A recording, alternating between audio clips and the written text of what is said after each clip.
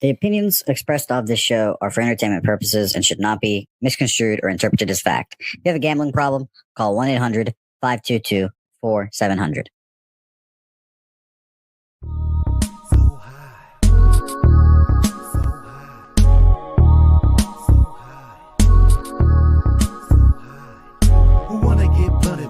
So fresh, and we do this shit daily. Styles are predictable, you love it when we say we be pumping this way. Every cab in the touch boy, motherfucking fresh ships coming your way. And there's no intermission, cause we dishing up games. So spark up and listen up, not for the week. And we not with the feed, if you're not a low bagger. Stop and retreat, we gonna get you high. So here we go, never get it twisted. Pub Sports Radio.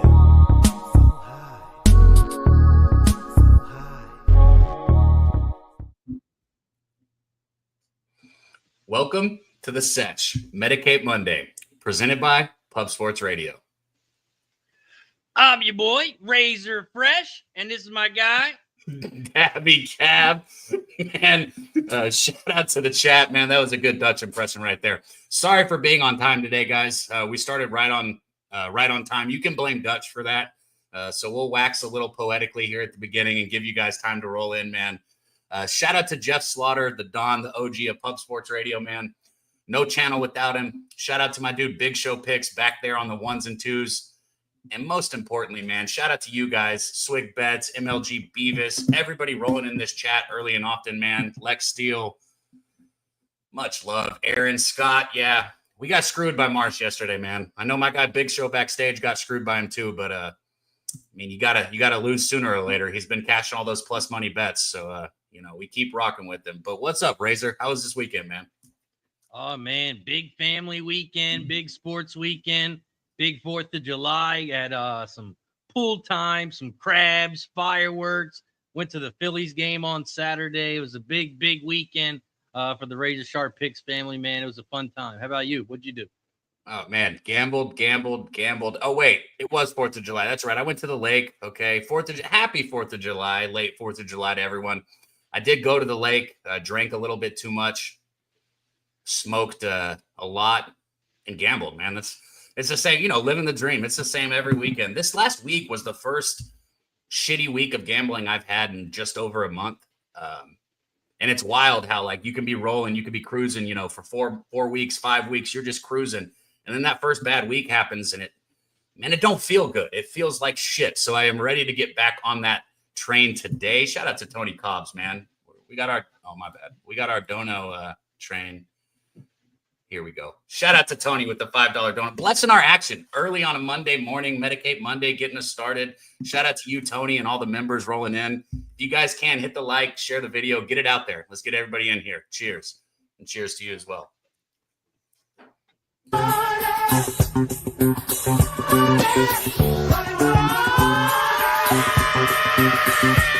I'm rich, bitch.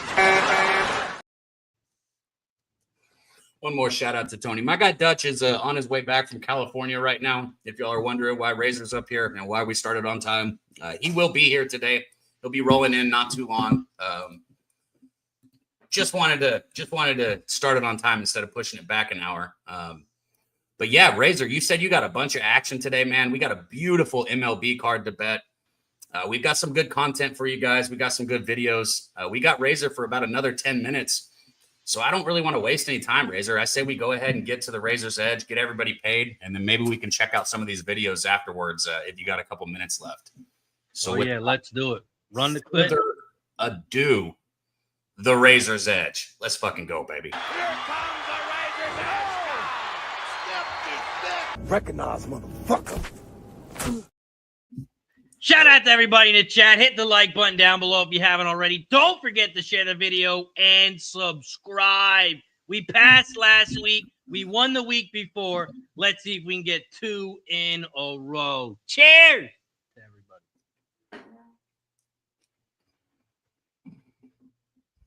everybody. Let's get it. We head to the MLB. We got 10 games today, and I'm loving this card. I got one bet that it's a top bet. I got 6 bets today. I'm going to give you the biggest one I have. This is the $400 Razor's Edge MLB bet of the day. We head to Cincinnati. where the Marlins take on the Reds.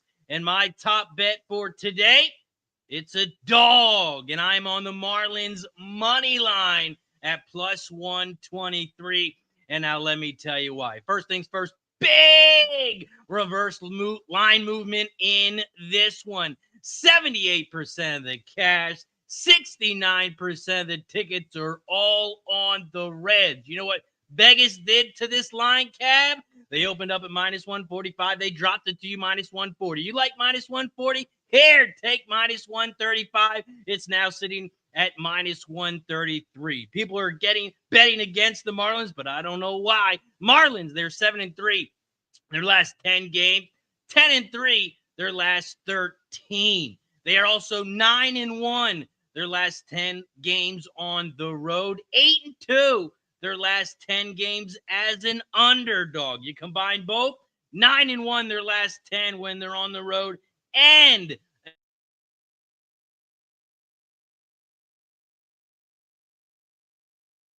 Raggy. You're on mute too, jackass.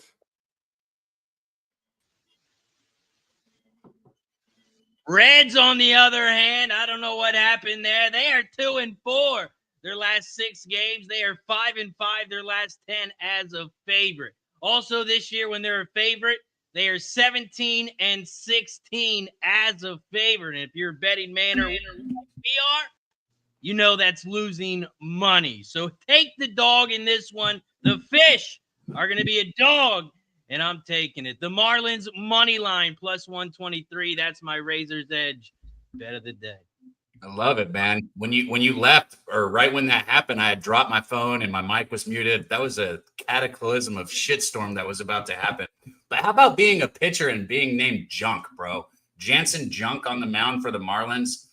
I mean, that shit, like, you can't even make that up. Like, what a perfect name for a pitcher. You know, sitting at 2-1 on the season, he had that blow up against San Francisco 2 games ago where he only went 3.2 innings, gave up the 5 runs. All 5 of them were earned. But what he did was he bounced back after that, right? If you look earlier in the season, he did the same thing a bit against Pittsburgh, gave up 5 runs, all 5 were earned, and then he bounced back against Washington. He bounced back last week. He went 6 innings, only gave up 2 earned runs. That's a quality start right there for Junk, Jansen Junk. Point being is, even though he's had 2 blow-up starts, outside of that, this guy's been great this year. I mean, other than those 2, he hasn't given up more than 2 runs in any of his starts. Miami's got the juice right now. What else you want me to say? They've got the momentum. Baseball is all about those ebbs and flows, and I think Miami's got they got the sauce right now, man. They're moving. So I like this Miami bet. I definitely wouldn't be on the other side. And it's hard to believe that they're so good on the road, but when you watch the Marlins, they are just trash. Their fans are trash at home. They don't come and watch, so they'd rather play on the road than at home. They never have, man. Even the few times the Marlins have even been like, all right, like they just don't. It's the same thing with Tampa Bay, bro. Like, Florida just doesn't show up for baseball games. So shout out to the people in Florida that do show up for the baseball games, man. So there we go. Razor's Edge. We got the Marlins there. Hey, shout out to my guy LJ from H-Town down there. LJ, I don't send you the link every week anymore because I know you can't get on, but anytime you can, man, let us know. Shout out to Wine Time Sports in the chat. My dude Stacks. And on that note, Razor, I told him we were going to get the Razor's Edge in first, and then we'd bring him up here. So let's go ahead and get our guy up here rocking with us. He's been all around. You can find him on Tony's Picks. You can find him on Betting with the Bag. You can find him here on Mondays.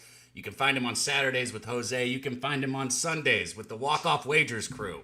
Our guy bringing you guys money every day, Stacks. Let's go. Stacks, stacks, stacks, stacks, stacks, stacks, stacks, stacks, stacks, stacks, stacks, stacks, stacks, stacks. Justin, what up, dude? Razor. Daby, how are you? Good, man, good. How was this weekend?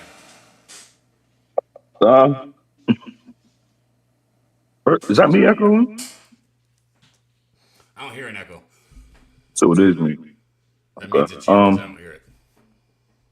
Weekend gambling wasn't bad, but Had some personal shit going on, but those of you who know, you know. Those of you who don't know, it's not gonna know. Except for wine time. That don't include. I'm gonna hit wine time after this, but personal life, not good over the weekend. Gambling, not bad. Yesterday sucked on the show, but everything else everything I give out on wine time show, just lose. I could go 10-2, and 2 losers be on wine time show, wine time and spoon. But other than that, I'm cool. I'm glad to see we on time. You're muted. Oh, I'm muted. Is the echo Okay. still there? No, I don't hear it now. No Oh, yes, echo? I do. I do. What the fuck, man? It might be me. I'm gonna reset. I could come back. I don't know if it's you. I think they said it was me because when I muted, it went away. Yeah, it's definitely Kev. So that Okay. Kev, go ahead and go back out. Let Justin hold on to it for a minute. We'll bring. Yeah, I got it. Hey, everybody spark one up with my guy Stacks. He's got some edibles. I'll be quick. Spark one up, guys. Light it up. We've already got the Razor's Edge in, and we're usually just now going live anyways. And we got our guy Kong backstage. I'll be right back. About to say I can speak on that. Oh yeah, so it's not me. That's what I'm talking about. But see, the thing about it is we're on time now. We ain't supposed to start to like 10 more. Look, Brez is muted too. No, So I'm we not. ain't- I got okay. my mic working. I got this Ben Shelton game up. If you need some tennis action, Benny Shelton, fastest serve, fastest forehand. So why you don't DM me no tennis plays then?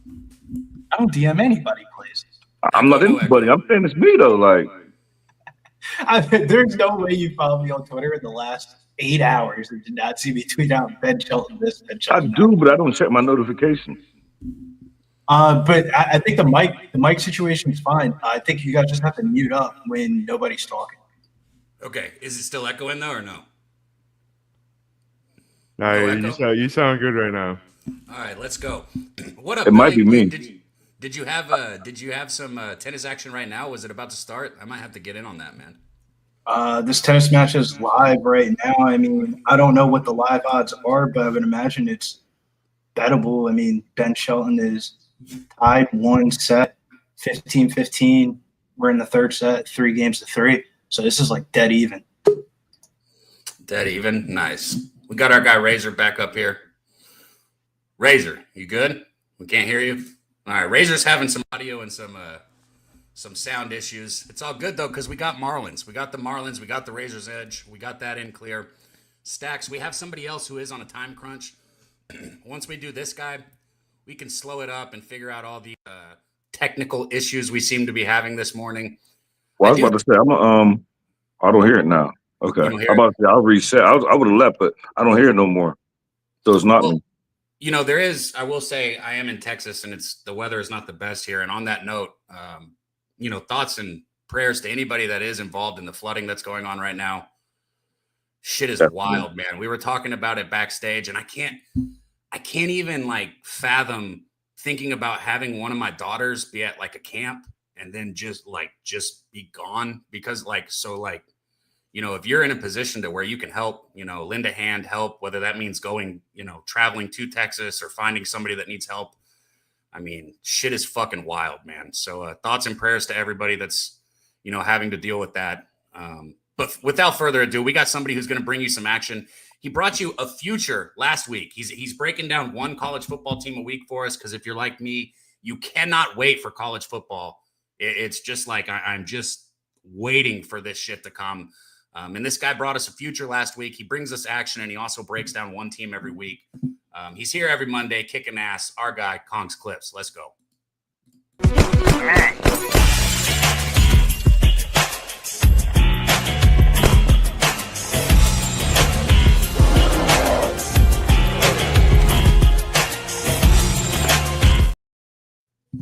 Kong, what up, though? Big hundo, big hundo. What up? How you living, man? Yeah, I'm all right, bro. I want to just touch on what you was talking about, Kev. The Texas floods, bro. Mother Nature's crazy. Floods come in and take out a lot of people. Thoughts and prayers for those people. If you can help in any way, it would be.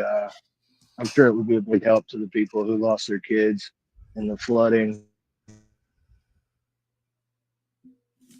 Did we lose our guy Kong too? Technical difficulties. Yeah, I think the internet's fucking up all around, Yeah, man. you lost me for a second.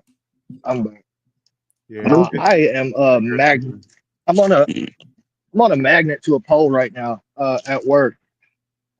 Anyway, if you can help out in any way with the victims of the floods, man, it breaks my heart to think that all these little girls lost their lives from camping, bro. And you got to understand that God has a bigger picture in mind, and it might be hard to comprehend these kids losing their lives, but God has a plan, bro, and He always will. I don't know about all that, man. I don't want to throw that out to somebody that just lost their kids, but our thoughts are with you guys, man. I wasn't even gonna say nothing. Yeah, thoughts are with you, bro. I'm not. We played at the beginning. The opinions are our fucking own opinion. Exactly what I said, though. It's not much you can really say, but if you can help out, Nothing you can say, bro. Yeah, there ain't nothing to say. It's fucked up. Exactly. But truth be told, anything one more thing I want to touch on real quick. One more thing I want to touch on real quick is the government, man, coming in trying to take some of our gambling winnings. Yeah, bro. They coming in, they're getting a percentage of our gambling winnings, bro. Fuck the big beautiful bill. It is terrible for professional gamblers. On that note, we're touching on Texas today. Longhorn University. Texas enters the 25 season with Arch Manning taking the reins from Quinn Ewers. Manning is an effective dual threat quarterback with the ability to spin a football ingrained in his DNA. Being the nephew of NFL greats Peyton and Eli Manning, Manning comes into the season as a favorite to win college football's most prestigious honor, the Heisman. If Arch Manning can stay healthy with the numbers he will put up on the ground and his ability to dial up the long ball, he will be in the room on December 13th in New York.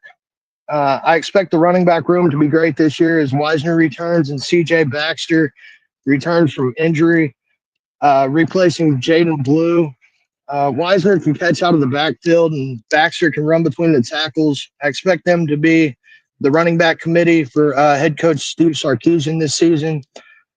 Wide receiver takes a small step back, in my opinion, with Golden, Bond, and tight end Helm departing.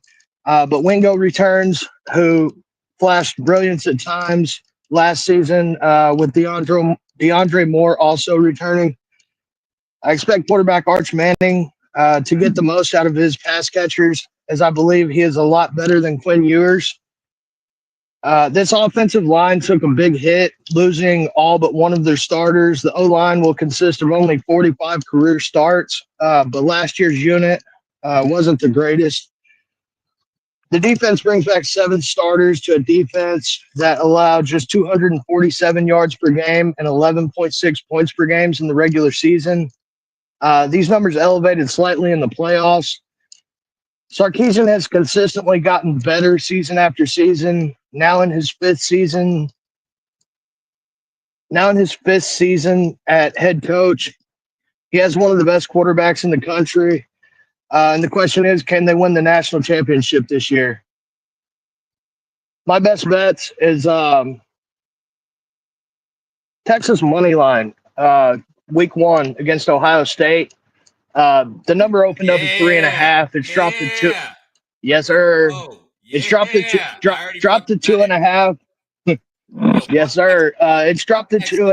Let's go. Yeah. The number opened at 3.5. It's dropped to 2.5. It's sitting at plus 116. It is a revenge game, and it also is in Ohio State. I think Texas comes in and gets the revenge. Ohio State's not going to be the team they were last year. They got rid of their defensive coordinator who went to Penn State. I just think Ohio State takes a step back this year. And had Texas not had a fumble recovery for a I believe it was a 99-yard return for a touchdown. Jack Sawyer returned that. They were going in to tie the game, 14-14. They end up losing by 14. So they were close with Quinn Ewers on the field, which I was not high on Quinn Ewers at all. I did not like the guy. Took too many sacks, threw the ball out there too much. I do believe Arch Manning can take off running whenever he feels necessary. So I'm on Texas money line against Ohio State, plus 116.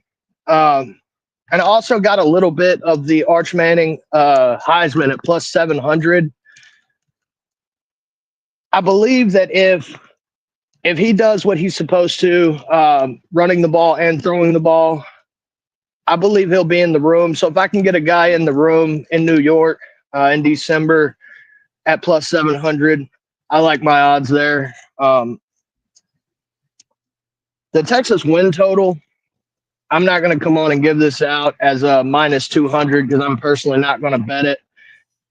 Texas's schedule, where are we at here? So week 1, they got Ohio State at Ohio State. Week 2, they play San Jose State at home. Then they play UTEP, Sam Houston. Then they get a bye week before they play at Florida in the Swamp.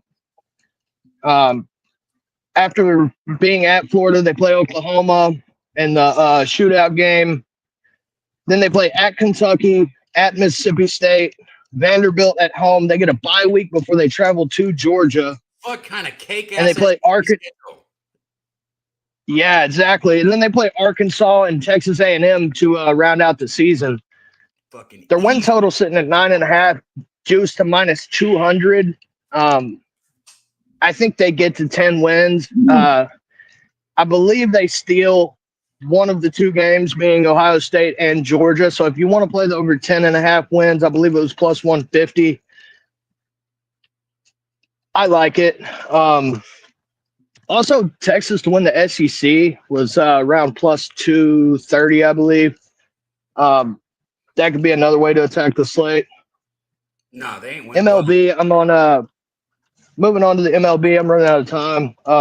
I'm on Peralta, Freddie Peralta, fastball Freddie, over 5.5 strikeouts. Minus 152. It is juiced, but I'm going to play it. I'm going to play it to win a unit. So 152 to win 100. I'm on the LA Dodgers and the Milwaukee Brewers. No run in the first inning. I believe you got Yamamoto on the other side of the mound, pitching with Peralta. The no-run first inning. I like the first 3 under. I didn't have a number on that last night. I haven't had a chance to look at it today. No-run first innings, minus 125. The Kong Smash play of the week is in UFC this weekend. I'm on Steve Garcia money line, minus 120. He is fighting Calvin Kattar. Kattar's known as a boxer. But Garcia actually lands more and at a higher percentage. He also has 3 inches in reach, and I believe Garcia, he knocks him out. Calvin Kattar hasn't been knocked out yet. Steve Garcia has been finishing everybody in the first round. And I think he gets it done. So that's the smash play of the week. Bonus play, there's not a number out on it yet. Wait for it to drop. Vitor Petrino, knockout in rounds 1 or 2. He's fighting Austin Lane, who has a terrible chin, bro. And as soon as he gets that chin touch, he's going to sleep. It's probably going to be a juice number. His money line's like minus 600. So we try to drop the juice a little bit, getting the knockouts, his win condition in rounds 1 or 2.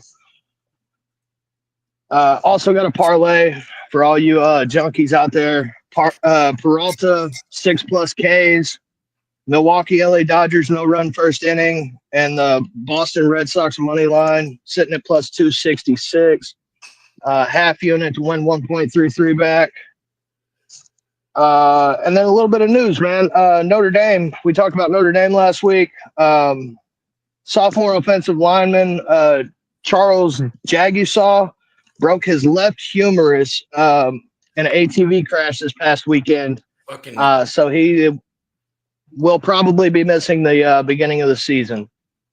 That's all I got for you today. Love you guys. Everybody hit the like button. Everybody find out a way to send some money or send some necessities to the families affected by the tragedy in Texas. I love you guys. Kong, I'm out. Kong, hell yeah, my brother.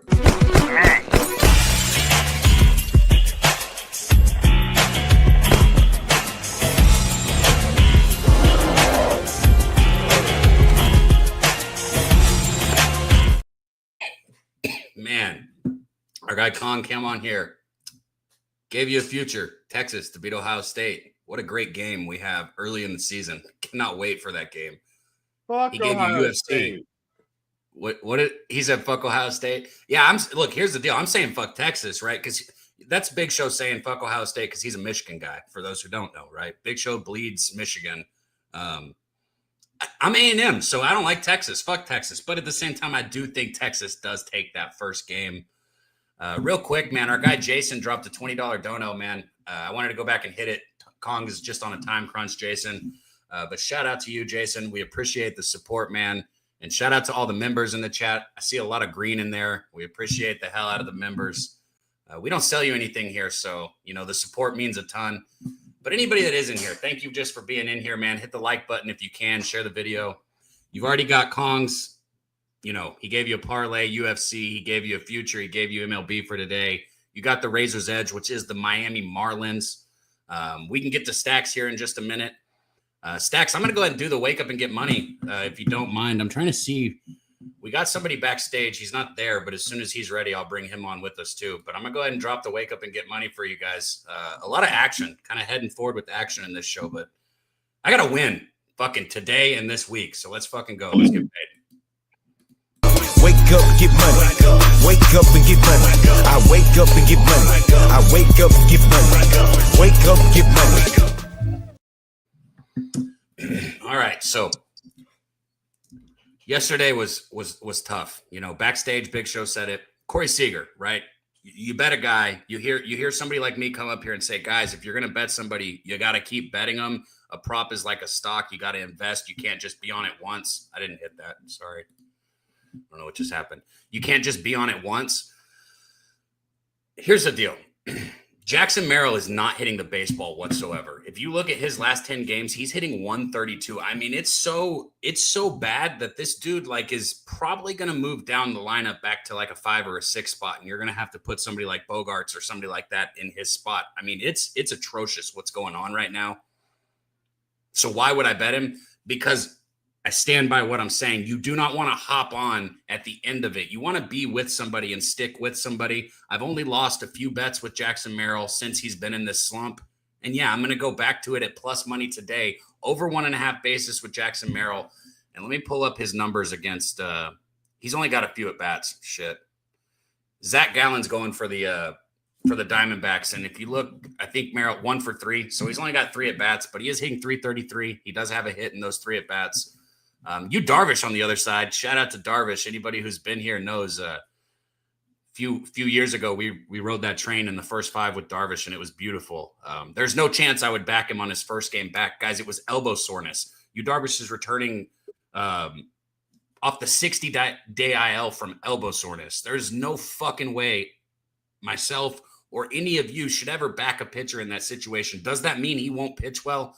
Of course not. It's baseball. He can go out there and throw well, but he won't have a bunch of innings. Okay, so you're not going to back him. He's probably going to throw 1 inning coming off elbow soreness. Spoons probably can give you guys a little bit more on it, but all we're going to do is take Merrill plus money over 1.5 total basis.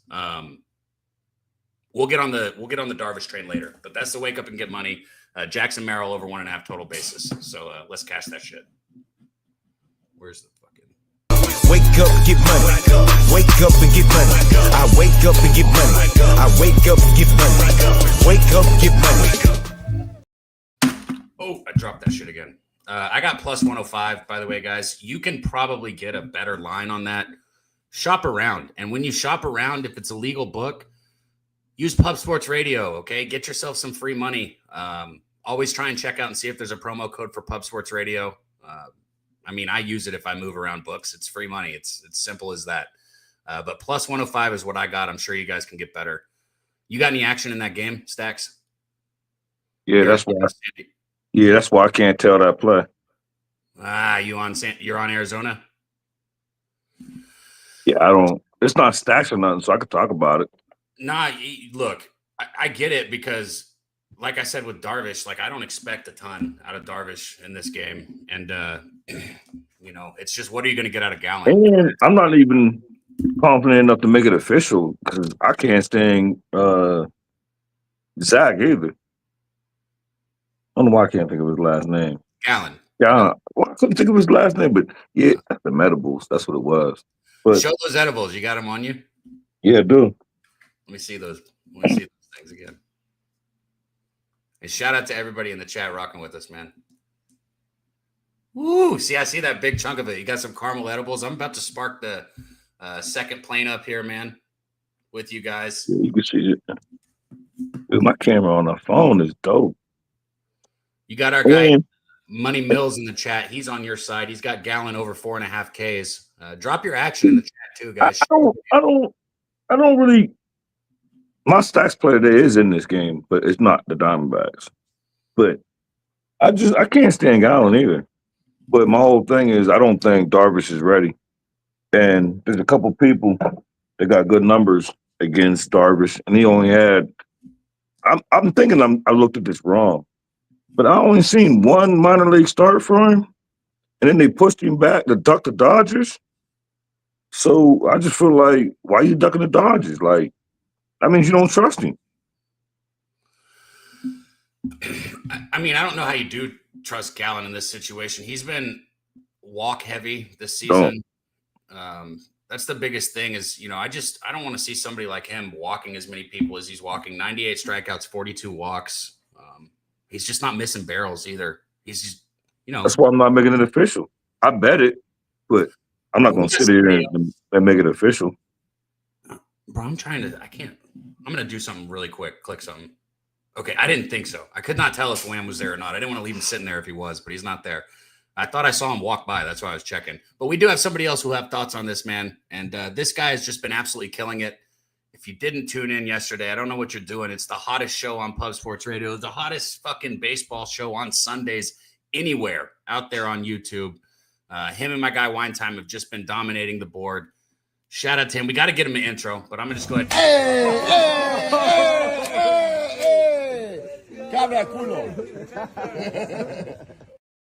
All right, we need a different intro. That's not the one. I like the WNBA girls. Yeah, I was about to say he just had an intro. Do you want to go ahead and hit content? We got one of those. Oh. What's that, bro? No way. I'm just kidding. Did you change into that? Is that why you disappeared whenever he gave out Texas? I was getting ready. I was eating lunch. I had a different shirt on. I was like, no. We're putting the Ohio State shirt on for that. That's bullshit. Ohio State minus 2.5. Go bet it right now. What? That wasn't even me this time. Hey, Spoon. That Penn State Ohio State game. Where's that at? This year. I'm so deep into baseball. I haven't looked at it. It don't matter. It's gonna be an L. It's gonna be an L. The defensive coordinator went over there. Yeah, Jim Knowles. It's a big loss, but I mean, they got Matt Patricia. This is an NFL level guy. This is an absolute defensive genius. So I'm happy. I might not even sniff the playoffs. And I'm not even a hater. I'm not a Penn State fan, but this year I'll be going to games rooting for Penn State, but I'm not a fan. I was blessed with the opportunity to make some games, so I'm going, and I'm going to have Penn State futures. So the Big Ten home games in the Horseshoe, that's just a fun event. You got to get. I'm coming. That. If you're anywhere around Ohio, I'm coming. And there, you're gonna need a hotel because you're gonna be very after that tailgate and you're done. But I'm gonna look that up soon. As soon as we get off here, I'm gonna look that up. I'm going to that game. I got 4 plays today. You guys are talking about Arizona Diamondbacks and the Padres right now. I agree. You can't trust Yu Darvish right here. He's coming back. He just threw a bullpen on Sunday. So this is a guy they're probably only putting out there 4 innings, in my opinion. I don't think he's going to be going very deep. Zach Gallen on the other side, he's coming off his best start of the season, just 1 earned run versus San Francisco in 7 innings pitched. But San Francisco can't hit anything on the road right now. And Zach Gallen was just the beneficiary of that. If you look at his hard hit rate in that game, it was 67%. These guys were hitting the balls. It just happened to go into somebody's glove. I think the Padres right here are going to be able to get to Gallen. And on the opposite side, we have Ketel Marte and Corbin Carroll back in this Arizona lineup. I think Yu Darvish, even if he pitches a gem for 4 innings, we're getting the second-rate Padres bullpen arms. Everybody in that bullpen, Adam and everybody, have gone on back-to-back days right now to try to get wins. I'm on the over 7.5 in this game. I got it on FanDuel. They were clicking back and forth between an 8 and a 7.5. I think you can still get it at minus 122 right there, but I paid minus 120 for it. That's one of my favorite bets of the day. You can't trust either of these guys. Only 7.5 runs. I get it's a pitcher's park, but not with these guys. Damn, I was really hoping that there'd be a 4 on the first 5, but there ain't no chance. It's a regular juice 4.5, even with the total 7.5, 8, because they know that. That's why I love first 5 overs, but usually don't find to correlate. If you don't mind me asking, when did you bet that? Let's see, I posted my card at 9:44 a.m., so I bet it probably 9:30ish. I was going through different books trying to see where I could get it down. You can go to FanDuel and move it to an alternate. I don't think it's much more expensive than like a 122-ish right now. No, but that's funny because that's one of my plays I'm giving out. But I didn't get a 7.5 though. Our guy LJ from H-Town said he's on Machado over 1.5 total bases. Shout out to LJ. Yeah, I'm on Jackson Merrill, and I said it. I mean, I gave you guys his numbers on how bad he's been. It's just one of those things.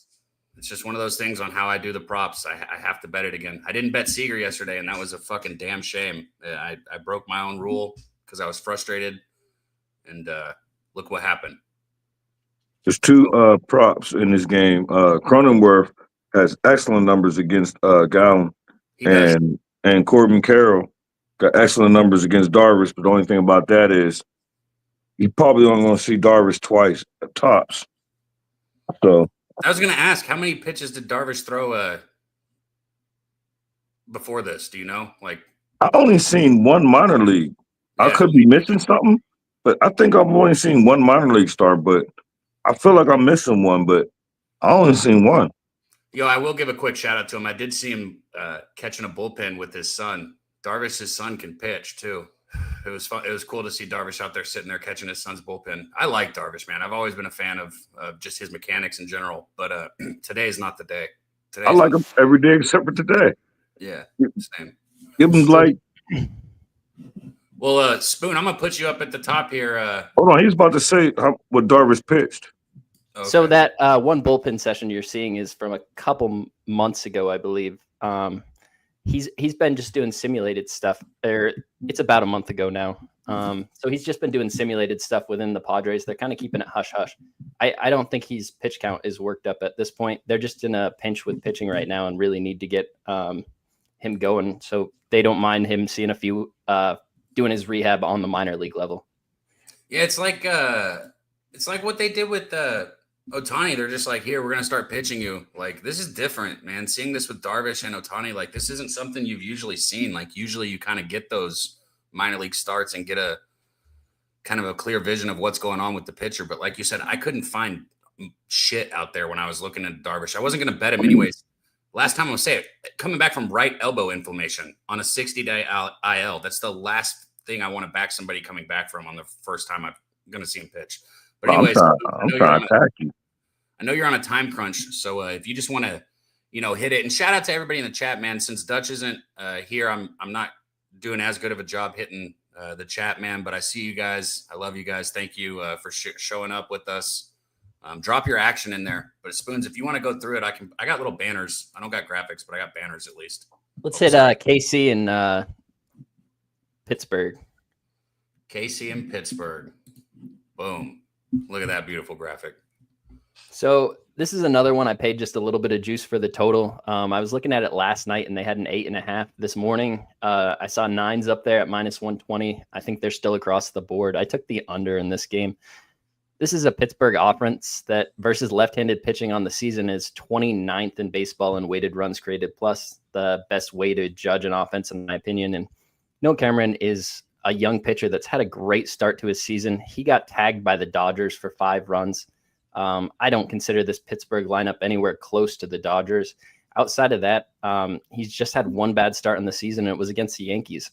Every other game, he's kept his team in it, the most giving up 2 runs, if not none. And I think there's a spot with the Pirates where he can have a really a good start going through this lineup. There's not a lot of bats. I'm scared to touch him. Kansas City is a relatively pitcher-friendly park. Ballpark Pal has it modeled like plus 7% runs today, so it's a little more offense than usual, but it's got like a huge outfield. The fences are really far back, so the normal home runs you'd see just end up dying on the warning track. And Andrew Heaney on the other side, he's a left-hander, and Kansas City is just as bad versus left-handed pitching on the full season. They're 27th weighted runs created plus. So I think this is two spots where these pitchers pitch well, hand it off to their bullpen. One of them's going to be up like 2-0, and this game finishes 3-1, 3-2, something like that. I really like this under. I think 9 is a gift. It's a ridiculous number is what it is, because you don't even, when you cap this, it's like you don't even got to talk about the Pirates. Like when you're betting under, it's like we understand what you're doing with the Pirates, and then KC can't hit lefties, like you said. Like, I mean, I'm not trying to say it's easy because nothing should be easy, but like, what if you're betting over on this, you're fucking crazy. That's all I'm saying. The books are challenging you to take an over here, and I can't get there. I don't understand. You combine both of these, even if you tell me that this game goes 10 innings, I just don't see it. I agree with you, man. I love that bet. I love that one there. Stacks, did you have anything on this one? Or Spoons, we'll let you roll. We'll come back to him, Stacks, if you got action on him, because I know Spoons on time. I do got action on this game. Let him give it. I got a few minutes. He can talk. Hell yeah.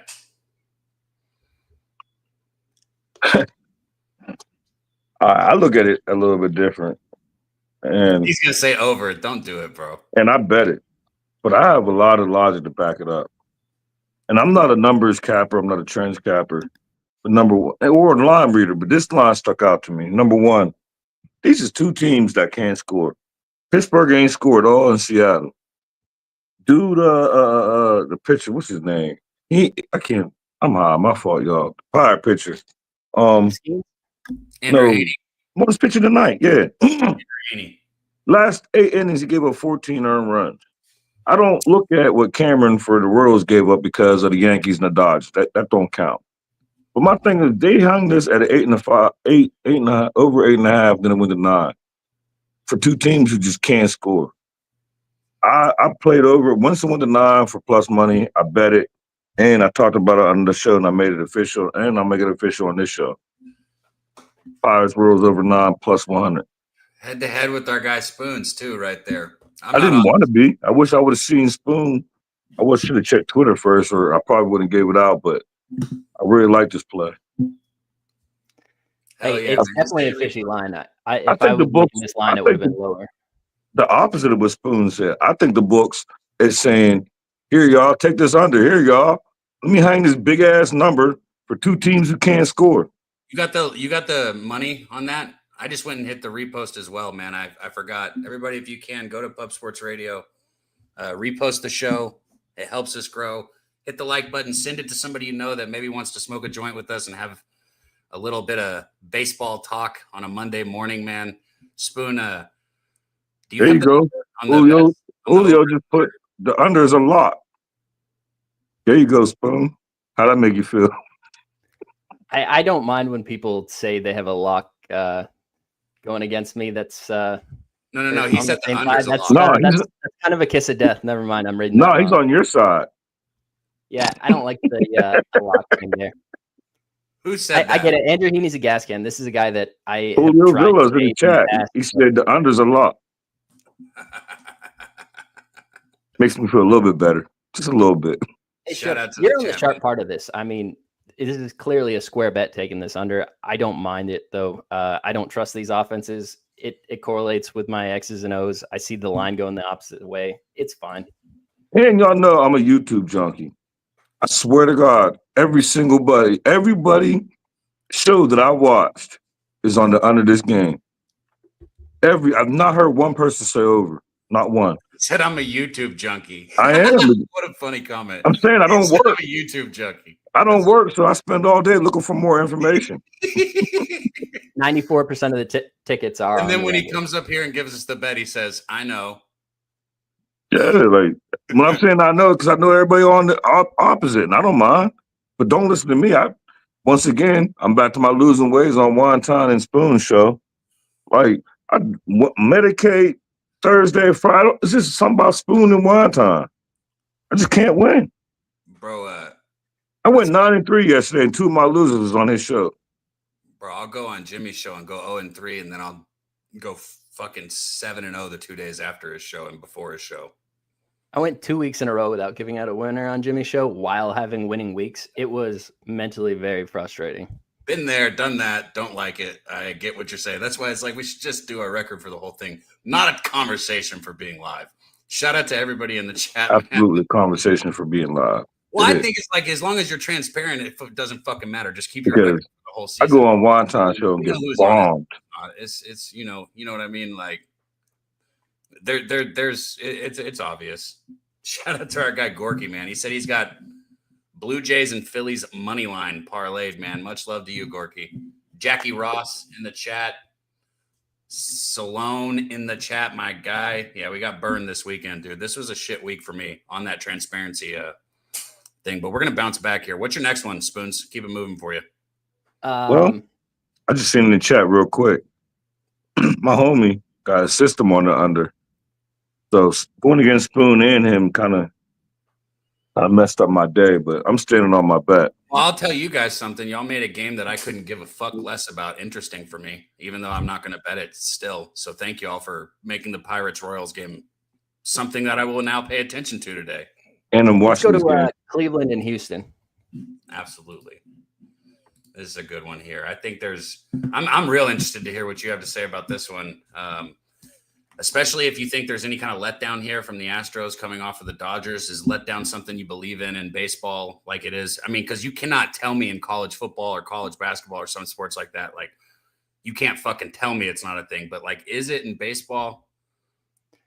I mean, if you're ever going to have it let down, it's going to be after the Dodgers series. It's one of those teams that, I mean, it's an icon around the world. It's just not in the United States. You can go to different countries and see people wearing Dodgers jerseys. So if you're ever going to have a letdown, it's right after that. But I looked at this line last night. Wasn't really that blown away by the line. But just seeing it move so much, and you're giving me Houston at a -134 is what I snagged it at FanDuel this morning.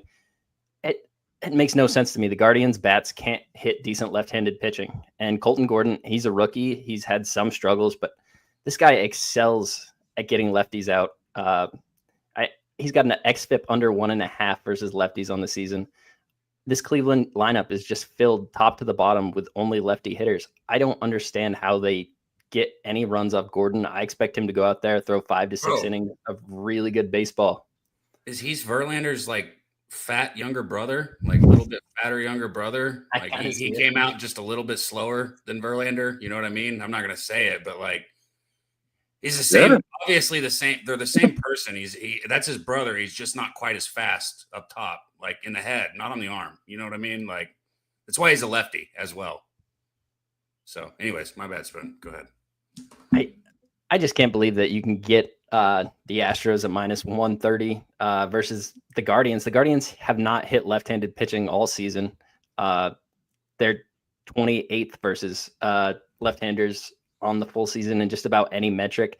Their bats are 30th in the last 30 days versus all hitting or versus all pitchers. I don't see any way they score enough runs to keep up with Houston. I looked at the under in this game too because Houston is missing Pena, one of their better bats on the season. Alvarez is still on the IL. And a lot of that's baked into the line, but we just watched these bats show up versus the Dodgers. There's a bunch of young guys trying to get chances to play in the major leagues more. And I think this is a spot where they can get to Tanner Bybee. He gave up 5 runs to the Cubs in just 4 innings pitched. That was 10 base runners. He let 4 people on base through walks. Just a guy that doesn't really seem to be controlling the ball that well. 5 runs to the Athletics on 11 hits. This is a guy, he can definitely go out there and pitch pretty well for a few innings, but second, third time through the order, I expect Houston to tag him for a couple runs. And I think a couple runs is all it takes to win this game. Houston money line -134. I bet it. Again, it's kind of a square bet, but I like it. 68% of the tickets are on Houston, but 66% of the cash is on Cleveland. And this line has definitely moved towards Cleveland. You got some support in there with the chat. Also, our guy LJ from Shout out Sly One. You know, LJ knows this team. He said he thinks this one goes under. You know, anytime you're just on a money line, total couldn't care one way or another because all you got to do is win the game. So it's not like you're looking to cover a run line there or anything like that. So I do kind of like the under here. If there is a letdown, it might be just in the total output of runs, maybe not necessarily on the field or on the mound whatsoever. So our guy Redbeard, he's on Houston right here. First 5, minus a half a run, even money. Just cuz. What do you mean just cuz, JM? He said just cuz I bet Cleveland, Toronto, Houston. Wait, what? What's that mean? I don't know. I was just looking at that. Shout out to you for being in here either way, man. Everybody in the chat, man. Lex Steele, Jackie, all you guys. What's your next one, Spoons? Let's keep it rolling. I don't have any action in this one either. I do have more action, but not this one. I only got one bet left on the day. It's on the Phillies. I bet it this morning. It's already moved like 10 cents against me. I think if you hang on just a little bit longer, this Phillies line's going to start to have some U-shaped movement with some of the bigger money coming in. And Philly will get a little more expensive, but you can just bet the money line right now. I got the -1 at -110. So I get the push if they only win by a run. I'm not a Landon Rupp guy. He's a guy that's definitely pitching pretty decently on the season. His last 3 games combined, he's only give up 2 earned runs. But if we look at who that was, it was a Boston team without Devers. It was a Chicago White Sox team that is basically a AAA lineup. And it was an Arizona lineup without Corbin Carroll. And this Phillies lineup is getting healthy. They have Harper, they have Schwarber. And I don't think those recent numbers are going to be reflected in this game. If we go back right before that, he gave up 6 earned runs to the Dodgers, didn't make it out of the second inning, gave up 3 earned runs to Atlanta in 6. This is a guy that I expect the Phillies to be able to tag for a few runs. And on the opposite side is one of my favorite pitchers in baseball, and Christopher Sanchez. This is a guy that is just as consistent as you could possibly be on the mound. You look at his last 10 starts, hasn't given up more than 3 earned runs once. His last 5 times out there, he's gone 7 innings, 8 innings, 6 innings, 7 innings. And he gives up a few hits. He's a pitch to contact guy, but he's a ground ball guy. So when they hit it hard, it goes right into the ground, bounces a few times. The shortstop picks it up and throws him out at first. He's got he's got depth to his pitch. If you watch like the angle of the ball, it's got a beautiful depth. Depth is one of the most important things for like somebody who's going to throw ground balls like him. And this is another one I looked at the under for a minute because I don't have any trust in these Giants bats to get to Sanchez. Wheeler just threw a 9-inning game, so the Phillies bullpen is nice and rested. I think this is a spot where the Phillies get this win. If I'd waited right now, I would just move on the money line, but I have the -1, -110. I feel pretty confident in it. This Giants bullpen had to throw a lot of their good arms in the last 2 days, so nobody's going to be fresh for them. You know what's funny? Like the quote unquote host of the show, whatever, in me wanted to like give a question to you, but what? Like I know the answer to this, so I'm not just going to give the question. I'll just say it. We'll communicate on it. Having somebody like a lefty like Ranger Suarez in your clubhouse for somebody like Christopher Sanchez is just huge, man. I guarantee you, like these guys are feeding off each other. Like you talk about like being like not necessarily just overpowering, but ground ball guys, like they're getting outs, man. I saw the same thing happen when Cliff Lee came to Texas back when I was paying really close attention to that team. It's just like having like pitch to contact pitchers that understand like keeping your defense in the game not only makes the hitters better, but it makes everybody active and interested in the game. Like it keeps everything better. These guys, the Phillies are doing a good job with their pitching staff. The fucking hitters need to pick it back up. As far as Brandon Marsh goes, I'm sure people are wanting to know, oh, am I betting it today? I haven't decided yet. I'll let you guys know probably by the end of the show. I'm not really worried about missing the bet yesterday. I mean, I know for sure it was 2 times in a row before that. It might have been 3 times before that. And it's plus money every time that I bet him. So he's going to fucking lose the bet sometimes. So for those of you that, were really upset, I'm sorry, but that's how it happens. You got to lose sometimes when you bet somebody over and over and over and over again, right? Sooner or later, that was coming again. And he's going to lose again. And guess what? I'm going to keep betting him. The dude's hitting 264 at the bottom of the lineup as a 9-hole. There's other 9-hole hitters that I've been studying that I think I'm ready to start waxing on as well. But I'll let y'all know on Marsh today. A lot of value down there. Well, you got I got to get out of here in a couple Baez, minutes. like I'm sure Big Show can touch on it, but like Javi Baez, like I haven't looked at him in a couple days, but he's hitting like 280 or 290 last I looked, and he's sitting down there at the 9-hole. Like, there's a lot of. Z-Mac is the secret tiger, man. Z-Mac is the I'm secret telling you, tiger. bro. And have you looked at his props? Yeah. No. I look at tiger props every day, bro. It's probably the best juice, like just like Brandon Marsh is. You probably got like you can probably bet his hits, runs, RBIs at plus money, and that fucking guy probably gets it almost every game.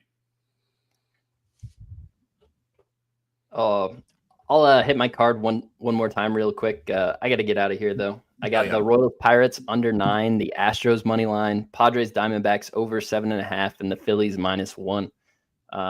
Shout out Daby. Love what you guys are doing over here. Stacks, always good to see you. You're going to get the winning ways back next Sunday. I already know it. Good luck today, everybody. Gamble responsibly. Light up something and enjoy it. It's a beautiful Monday out there. Let's cash some tickets.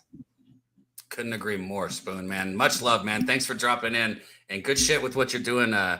Walk-off wagers, also with Jimmy, also with Kyle, man. Doing big things out there, bringing a good community together, man. We appreciate you. We love you, man. And let's get that cash today, my dude. Take it easy. Much love, everyone. Fuck Ohio State. He was waiting. Like somebody on fucking Call of Duty that's waiting for the lobby to close that can say something like, oh, fuck your mother, like right before it ends, knowing that you can't say something back. I didn't want to be rude. Right as he takes him off. Fuck Ohio State. What do you mean he didn't want to be rude? You left it to where he couldn't respond. Hey, you know what, everybody? We got 120 plus rocking with us right now. If we get to 150, we'll run some kind of giveaway, a wheel or something that is easy for Big Show to do. Do some kind of giveaway. Shout out to all you guys that are rocking with us, though. Let's do strain of the day, man. We haven't done it yet. I want to know what you guys in the chat are smoking on. Stacks, I know you're not smoking on anything, but you showed us the edibles, man. Where are they? No, I am. It's just I can't get to it because it's in my garage right now. Oh, so you are smoking again now? Oh yeah. Hell yeah, man. I'm not really smoking cigarettes either. I just started back up. I'm gonna quit again. I just started back up after the bad weekend I had. Yeah, fuck cigarettes, bro. Yeah, they're gonna be the death of me. Anyways, it's about that time.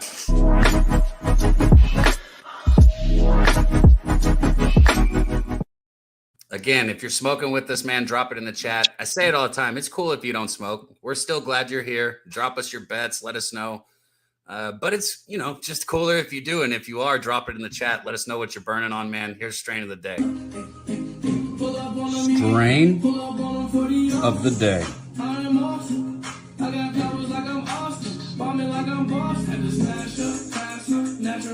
White cherry slushy.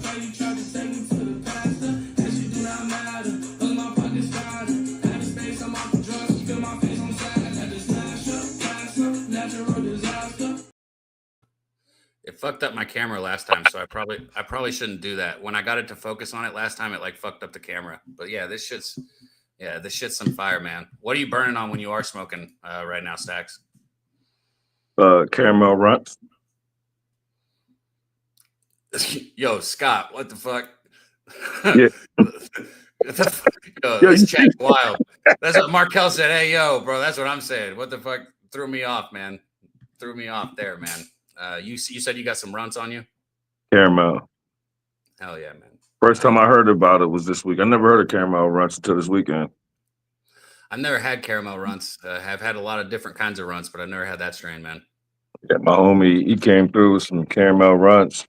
He was like, and I can make you some edibles. I was like, man, I want both. And it's really caramel. Like, I don't even like caramel candy, but I like caramel runts. Yeah, I don't like caramel shit either. I'm not a sweet Yeah, person. like I'm not. My daughter eats them little caramels, them little square thingies. What they call? The old lady candies?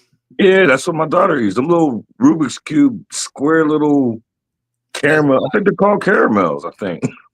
That's wild. Those old lady candies. I know exactly what she love them. She buy them get them by the bag. And leave the wrappers all over everywhere. Hey, you brought it up earlier. Wait, no, it was Kongs who brought it up earlier. Have you been seeing the shit? And shout out to everybody in the chat. Let us know if you've kept up with it at all. Like Luis Ortiz, that's who it was, right? That with the gambling scandal, the pitcher. Mm-hmm. So correct me if please somebody listen. I don't do hard research. Okay. I do read shit, but it could be wrong. So correct me if I'm wrong. But what I think the story is a whole bunch of money flooded in on like the first pitch of the third inning to be a ball or something like that. Like a ridiculous amount for no reason. And then he like threw the pitch like 56 feet and spiked the ball on the ground. And now he's like on leave being under investigation. So like, that's what I think the story is. That was the second time, Cabby. He did it the first time. It had like a giant amount of people on a second inning first pitch ball, and then it happened again where they just moved it to third inning, and he threw a fucking 56-footer to make it look real. To make it look real obvious. So now he's probably gonna get suited up, man. He's gonna go spend some time somewhere. Yeah, like that's. I ain't gonna lie. So like, that's the dumbest shit ever. I don't know look, I don't have any back on this. I'm going to play this clip, but this is somebody posted this and they were like, they said it was like the same thing. I don't think it was. I think this was an accident, but what about this? Uh-oh. Shot.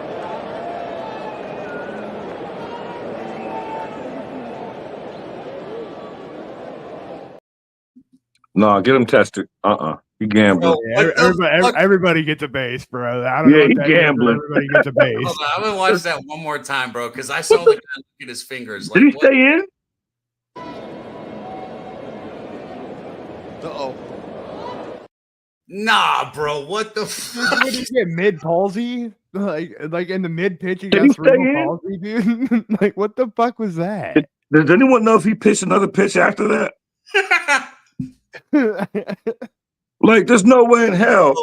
Sports right now, bro. If he pitched another pitch, he gambling. The only way that happens is like if you have like a muscle failure or something in your arm. Like, but the way he did it, like the whole thing looked fake. Bro, he looked at one more time, and I'm about to say, like, uh-oh. He just forgot the whole pitching routine, bro. He just forgot the whole pitching routine. Nah, maybe the ball slipped. If he's not under investigation, maybe it slipped. But that's the thing. That's what's so wild about it. It's like, how much is considered a lot of money, first off? Like, what has to be enough to get their attention on the gambling thing?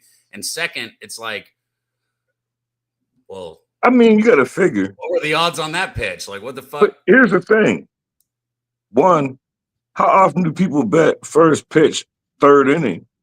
And two, you got to figure, you make Texas to me, to whoever else, and we all bet it, and we got no kind of money compared to what they got. So imagine if he did it. Motherfuckers is putting millions on the first pitch ball, and he spikes it. I think we have somebody who wants to weigh in on it. I'll play his intro because it's a dope-ass intro. And I'm glad he's coming back on because I was like, yo, did this dude really get on and not say anything to me, even though I was on screen with him and just got off? But our dude, betting tennis, betting WNBA, anything that's out there, he's got action. He's got winners for you. Our guy, Billy the Kid. Regulators! But you can't be any geek off the street. Gotta be handy with the steel, if you know what I mean. Earn your keep. You didn't mention kneecapping. Billy, what up, man? Doing good. Had to make sure everything was all right, and smoke a little bit of weed, get the day going here. I got some WNBA action, but I know you guys talk about baseball. Hey, action's action, man. We're happy to hear the WNBA action, and I got a WNBA clip too. Did you have any thoughts on the one we were just watching? Was he gambling too, you think? Don't get me started about it. We just let it be, man. You just let the chips fall where they lie. But don't be oblivious to this of like, just don't think just because so-and-so is a professional player, they ain't making a little bit of cash on the side. Like, you never know somebody's situation or what they got going on or who they're really, trying to support and shit like that. Or who's got something on them fucking telling them what to do. Well, I seen Spoon. In Vegas, they got too fucked up and they didn't move that chip marker off, and they asked the owner for another one. The Malik Beasley situation. I'm just saying, if I got any kind of dirt on a fucking professional player, I'm going to tell him, I'm going to say, listen, you're going to fucking throw a ball to start the third inning, or this shit's going public. This video that we got, you shouldn't have got this fucked up. You shouldn't have done this. And now you're getting blackmailed. You either throw a ball to start the third inning, or this is going public. I mean, it could be deeper than that. It could be a kidnap type situation. Who knows? I mean, I'm just saying. It kind of reminds me of. It's gonna get wild, bro. It's gonna be the Who wild. said you can only? You said in the chat. You said you can only bet 1,100 on them type shits. So, in order for him to be under investigation, if that's true, he would have had to told a whole bunch of people to bet 1,100 on that one pitch. And then to spike it, like you could throw a ball without spiking it. Come on, man. Come on, man. Go high and tight. Then you cool. I mean, it could have slipped. See, listen, we had two people that were just backstage, and I was about to try and intro them. One of them was my co-host, so I'm sure he'll be right back. The other one, Billy Mills. What'd you say? Billy Mills. Billy Mills. No, I said Millie Mills. Yeah, Money Mills. I was like, you're Billy. He's Mills. What are you saying? My bad, bro. I'm high. After the second point, shout out to this stuff. Ah, there he is, man. I don't think I got an intro for him in there, but we've been missing him. We've been missing him. Coming straight back from Cali, man. I'm sure he's got some good Cali bud that he brought back with him. My co-host here, the Sesh, man. I know you guys missed him. The back and forth. Let's get him back up here, man. Dutch Boy Fresh. What up? What up? Uh-oh. There you go. Yeah, y'all got me? Yeah. Good. Sound good. Look good. Feel good, hopefully. Yeah, man. Little jet lag, you know. Didn't sleep too much. I don't think it's really called jet lag because it's only a 45-minute flight. But being at the airport, you know what I mean, doing all the bullshit, that shit'll lag the fuck out of you, bro, man. You could not call it jet lag for a 40-minute flight. That's not jet lag. Hey, going through the motions and shit, bro. In the same time zone. In the same time zone. That's going up the road. What are you talking about, bro? No, I feel Dutch though, bro. Anytime you go through Shut that, up, Billy. You always back you up. I told Dutch that too. Nah, bro, that whole entire process is tiring, no matter where you're flying. You, man, this shit was 45 minutes, Billy, but it felt like a fucking eternity, bro. The Uber ride there, the Uber ride back, going through the gates, you know. But shout out to my guys holding us down. Shout out to everyone in the chat. I see my guy Spoondog in there. Came on, gave out the goods. We had Collins Clips in the building. Daby Cab holding down the fort. Stacks in the building. Good to see you, my dude OG. And the young one, Billy, the motherfucking kid. Good to see you, bro. Nice to see you as well, Dutch. Hopefully everybody's 4th of July weekend was very profitable and you got to some paper. Or if you didn't sports bet, at least you ate some good food. Yeah. Hey, Go ahead, Cap. I was telling you though, Billy, we had a clip that you would like, but really the person who's going to like it the most just got back. So I'm glad that Dutch made it in time before we played his favorite thing in the entire world. Here, let me go ahead and pull it up on that note right here. You were talking about WNBA action. How's this? I don't know if any of my friends are on your team. Whoa, bro. Whoa, absolutely not. No, thank you. Is that real? That's real, right? Yeah. Yeah. A, that's super real. And B, if you know anything about Sydney Colson, she's wild. Look, you probably put something up her ass for real. Right now, put that in. Whoa, bro. Absolutely not. No, thank you. She put something in her ass for real. That's why she jumped like that. And she said, "No, thank you." No, thank you. Look, whoa, bro. Right now, where else? Yeah, she's like, "Whoa, bro, no, thank you." Where else is that acceptable at? Then she goes, man, all these white girls are crazy. She goes, I hate to say white girls, but I'm saying it. I'm like, man, the WNBA is some crazy shit, bro. Yo, you ever think about that sometimes as like a basketball fan of like, can you imagine what really happens in the WNBA, like behind closed doors of like off court type shit of like, if the teammates are getting with each other, like what are the hotel situations looking like? They ain't fighting. They fucking. It's not. It's real. It's real talk. Oh, that's like. Then they fuck. Then they fight. And then they fuck. And then they do this little. They all flirt with each other all goddamn day long.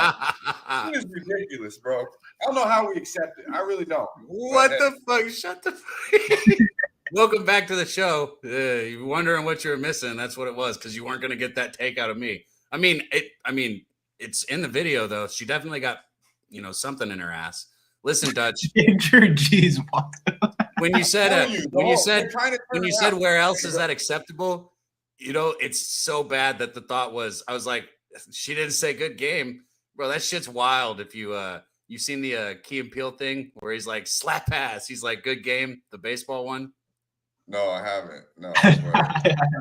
I just don't get it how acceptable, like in the world we're in today, and it's just like all these girls, they're really trying to turn her out. You know that, right? They're trying to turn CC out, bro. Is what they're really trying to do. And what are you talking about, bro? You already played a clip. It already happened.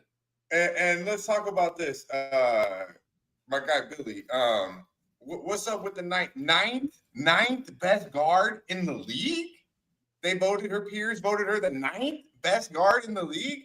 What is up with that, bro? What's all the jealousy, man? Why they hate on Kayla so much?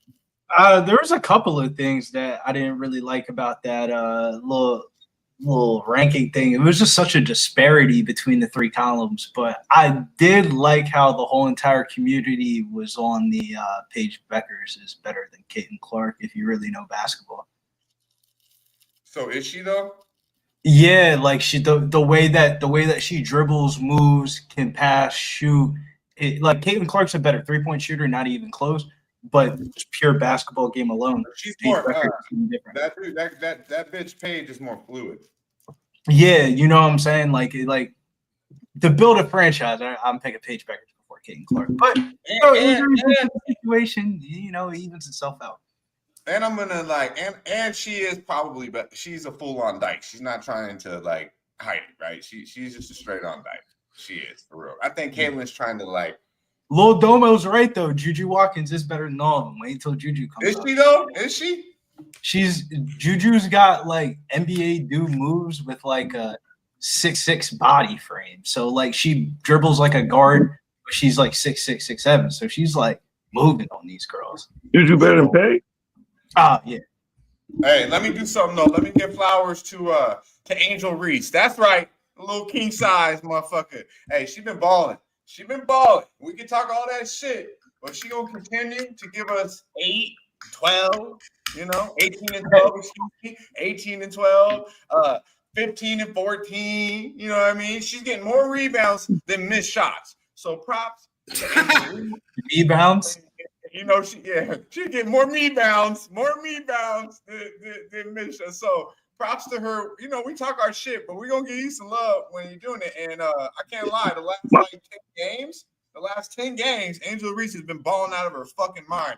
So continue to keep doing that because she says a lot of dumb shit, but realistically, her antics on the basketball court make her a pretty easy target. But she's gonna continue to do that. I mean, it's gonna be kind of tough, right, Stack? She Camila Cardoso. I don't have a problem with. I'm not an Angel Reese fan, but I love the rebounds because I just better at rebounds every game. I just keep betting it. It's better. It's kind of like what Daby always talk about a prop. If it missed, best believe I'm going back because we know she's gonna get rebounds. So regardless of how she plays, just keep getting them rebounds. I don't care what else you do. I don't care if you can't pay your rent. I don't care not about none of that shit. See, look, I give Angel her flowers, and I'm thinking about Mills as I'm doing it, and now you come on here talking about I'll take Sabrina over all of her. Sabrina, who's that? Is that the one that does Sabrina Nesky. I like Paige. Crazy celebration shit she does, she's the girl that they put in the 3-point contest a couple years ago against Old Bull, and she did I. When I get rich and get a WNBA team, Paige gonna be. I'm drafting her. So she's your first pick, Paige. Yeah. She's my first pick. That bitch, she gonna sell out. She'll be on the sidelines. The bitch still sell out. Paige sell out too, but if you try to just build not Paige, she's not getting CC numbers. Yeah, you're not getting CCTV numbers. Yeah. Nah, bro. Paige doesn't. She just be in her own lane.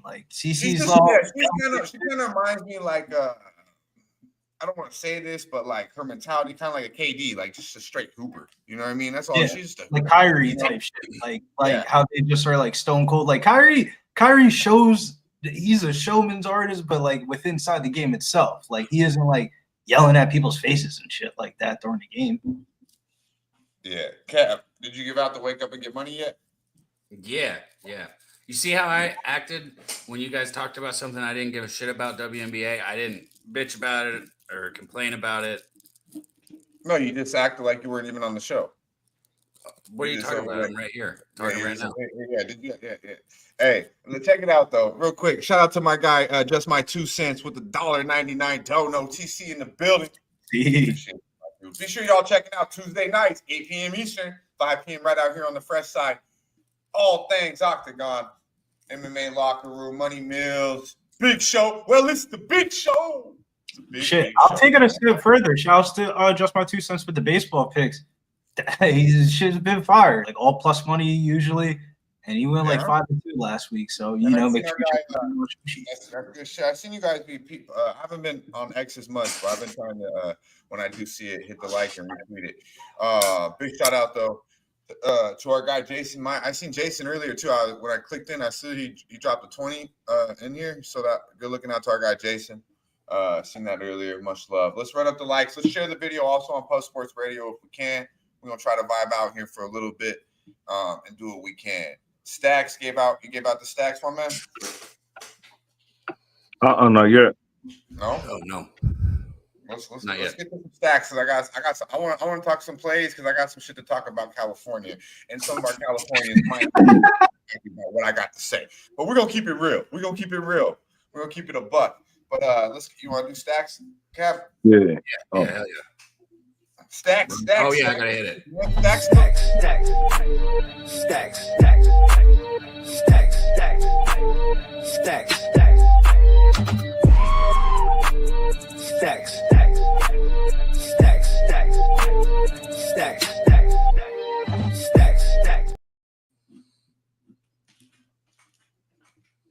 Stacks play today. Number 1 is Trevor Story, RBI, got a plus 120. I think it's worse than that now. I think it's like 1-10, 1-6 or some shit like that.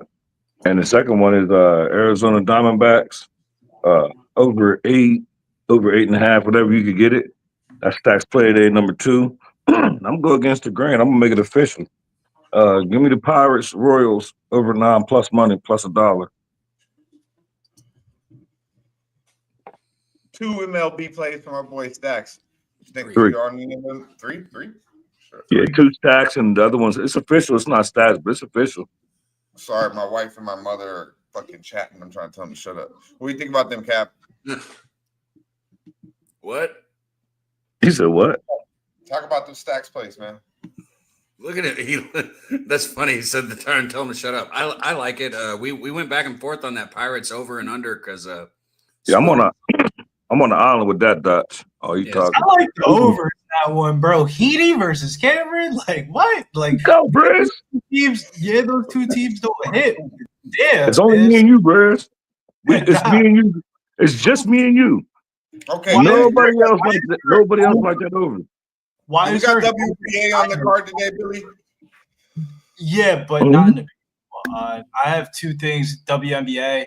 I like the under in the Valkyries Dream game. Valkyries second in defensive rating and opponents' points per game scored. 6-11 over under this year throughout their first 17 games. And then Atlanta's one of the best home teams in the WNBA, 7-3 at home. 2 of their home losses have came in their last 3 games. I think that they bounce back against the Valkyries at home. This is a fourth game game homestand for Atlanta. So I think they're going to be locked in defensively here. I like the under 158, minus 110. And then we talked a little bit about the Dallas-Phoenix game. It's one of those spots where, like, yeah, I get it. Phoenix got players out. You got no Salvi, no Clea Copper tonight. But you got a team that's played another team in the last 2 years, went 4-1 in the 5 meetings, and the 1 win that the Wings got was literally the last meeting. And I think that the Mercury bounced back. They have 5 days off to marinate in that loss, and I think they covered the spread on the -6. I think you're getting really good value on it. It was -10. When the injury news came out, sharps and stuff like that got the 10, got the 6. People are probably betting the money line. I think Phoenix ends up routing Dallas in a rematch tonight. Real quick about that. 1, I did a video. Me, Ramon Scott, and Ron Crawford did a video on the games today. And I agree with everything you just said, Briz.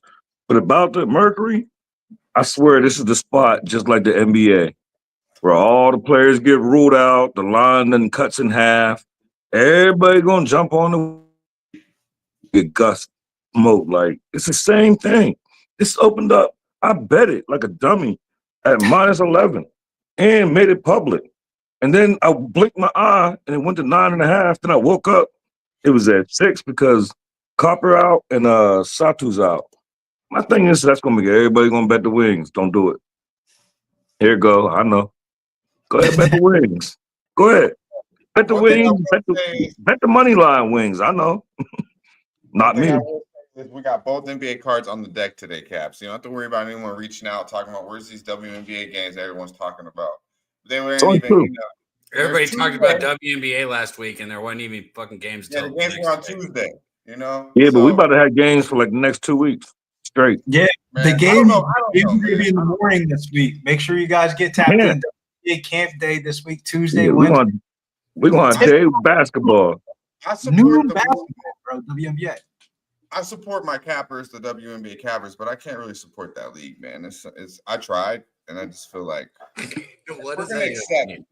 Bro, What what even- difference? What's difference does What that does mean? that even mean? I tried. I don't even know what that means. I tried. I watched it. Tried what? I did a video on it. You know what I mean? Like I tried. Oh watching my it. God! I tried to I Please said, tell me what? you're laughing Everyone's backstage, talking Big Show. about the MLB. You gotta have the MLB. You gotta, I said, you know what? If you dumb it down, Dutch, if He you've did a ever short. He did not do a Ivy video League- on the WNBA. He did a 40-second short.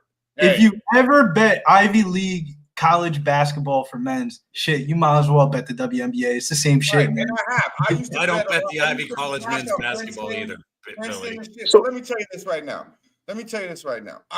I'm not gonna accept a league where it's okay that you fuck your teammates. I'm not gonna I'm not gonna accept it. That you can flirt with your coaches and flirt with your I think teammates. it's better. What? It's the least I'm not functional. Stop talking. I feel Stop like talking. I buy into it, and if I'm there sitting there watching it, supporting it, I'm saying it's okay for all you guys to fuck each other. And I'm not cool with that. I'm not cool with that. And then halftime y'all catch cases on you motherfuckers, man. I'm not cool with it. I don't Why want are you not cool with women on women? Though? I don't understand that. those Like, women don't even look like women. Stop. I like women that like women. Those women don't even look like women. I don't like aggressive women. Stop. Some of them do though. And the ones that do that aren't fucking each other. And the ones that do stacks aren't fucking each other. Sophie Cunningham likes men. She fucked the GM of the Oh Phoenix. God, Stacks, please You tell know him what to I'm stop saying? too. Everybody. Okay, well, real quick. She's in Indiana because she fucked a dude. You know what I mean? So real quick. So do you bet on WNBA?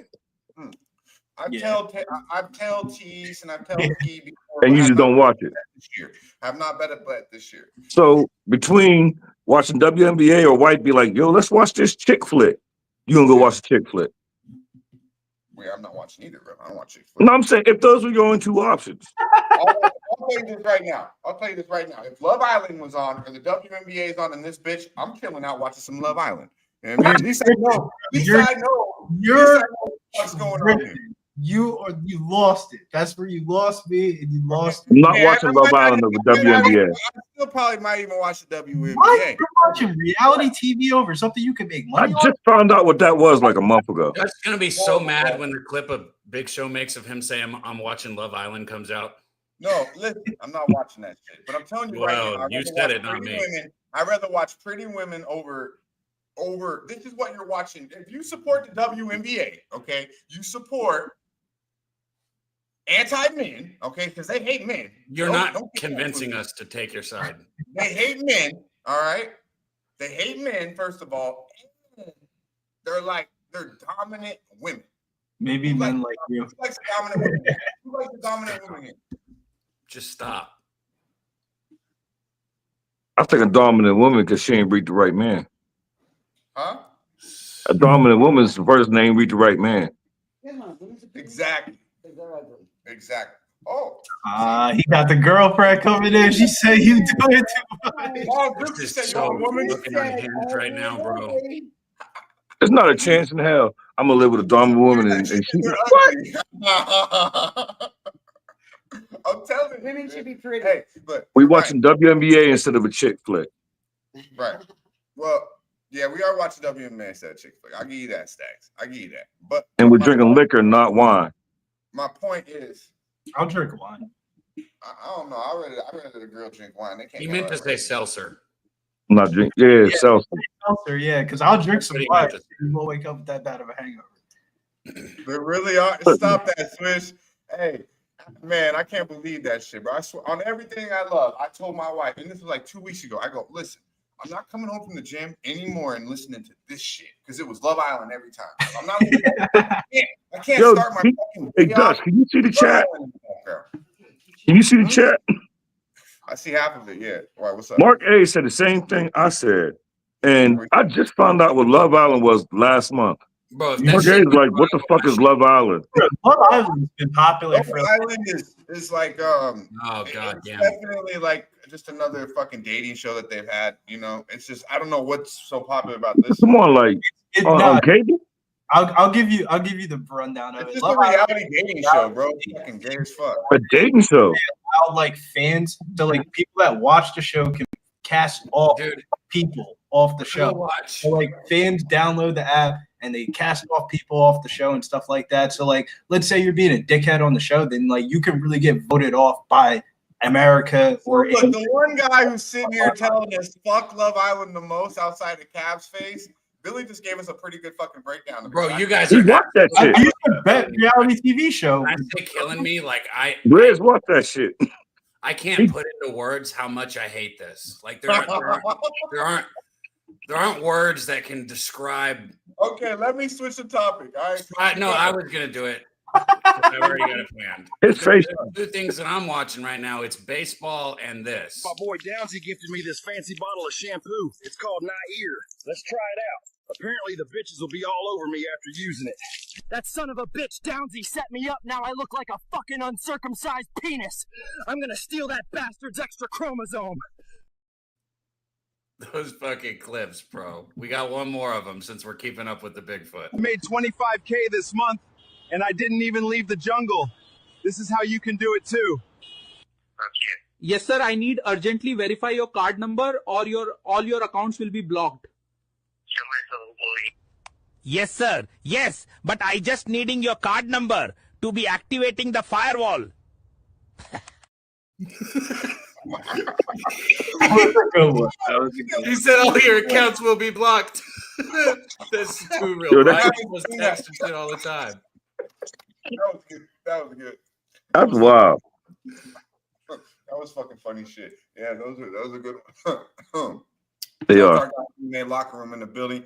Shout out to our guy AOD in the building. Joshua Alexander in the building. Good to see you, my man. Good to see all y'all. Run up the likes. Mills, come through if you want to. Slide through. It's time to double up, homie. Let's double up before we get up out of here. I do want to say something though about California, man. I do want to say something about California, man. Like, I've been going to Cali a lot. Like, I used to go a lot. Haven't went in a while. Used to go to San Diego all the time. My mom's from Santa Monica. Man, Cali, man. Cali's on some other shit, bro. I definitely prefer Florida over California. Look, so I'm gonna tell you what happened to me. I got a $300. So Saturday morning, I wake up. I checked into my hotel Friday. I stay at the Hilton in Orange County, right? They charged me $300 for. I sparked up a joint right when I got on the balcony, right? So I get in the room, sparked up a joint right on the balcony. I'm smoking. Halfway through my joint, I look and I was like, what? No smoking on the balcony? I'm like, what the fuck? What kind of gay ass shit is that? So I was like, what the fuck is this balcony for? Anyways, I go out, I enjoy my night, I get fucked up, enjoy my night, 4th of July, Newport Beach, beautiful thing. In the morning, I have a $300 charge. I'm like, damn, what the fuck did I spend? I know I spent some money last night. It's a $300 charge. Oh, it actually goes back to the Hilton. So I go downstairs. I'm like, yo, what the fuck, man? I already paid for everything. They hit me for smoking. They have smoking sensors in the rooms. And for me sparking a joint on the fucking balcony, bro, it set off a smoke sensor. They charged me $300 for smoking. Shit, you probably set off the sensor when you started rolling the joint. I'm like, these motherfuckers, bro. So I fucking wild out. They don't say nothing. Then I seen the wifey down there. They end up giving me half of it back. They give me $150 back. What kind of shit is that? These bro, motherfuckers, that's a fake bro, that's ass a scam if I've ever and, heard and one. now I'm smoking on the outside the entire time from Saturday, Sunday. The whole time I'm smoking on the outside in the mat. Shit, bro, you paid the $150. You should be able to smoke in a balcony. Yeah, that's Yeah, what you I'm don't saying. even got to go on the balcony once I It'll pay for continue it. to go off. It'll continue to go off. So I was like, fuck, I'm just gonna. So I'm like, this is some weird ass shit. So now I'm the only motherfucker. I'm getting carried up. I think, man, it's like the rich man. It's crazy, bro. Everywhere I was going, they're hating on me. This security at the last day was like, hey, can you take that marijuana smell off of the property? I'm like, yo, last day, it was like my last joint Friday night. I was like, yo, bro, this shit, or last night. I was like, bro, this fucking Cali shit, I don't know about it. And it was just like so many, everywhere I went, from Huntington Beach to Newport Beach, and I was there the entire time smoking. I never smelled weed one time. I never smelled weed one. I had so many weird motherfuckers look at me like, why are you smoking weed here?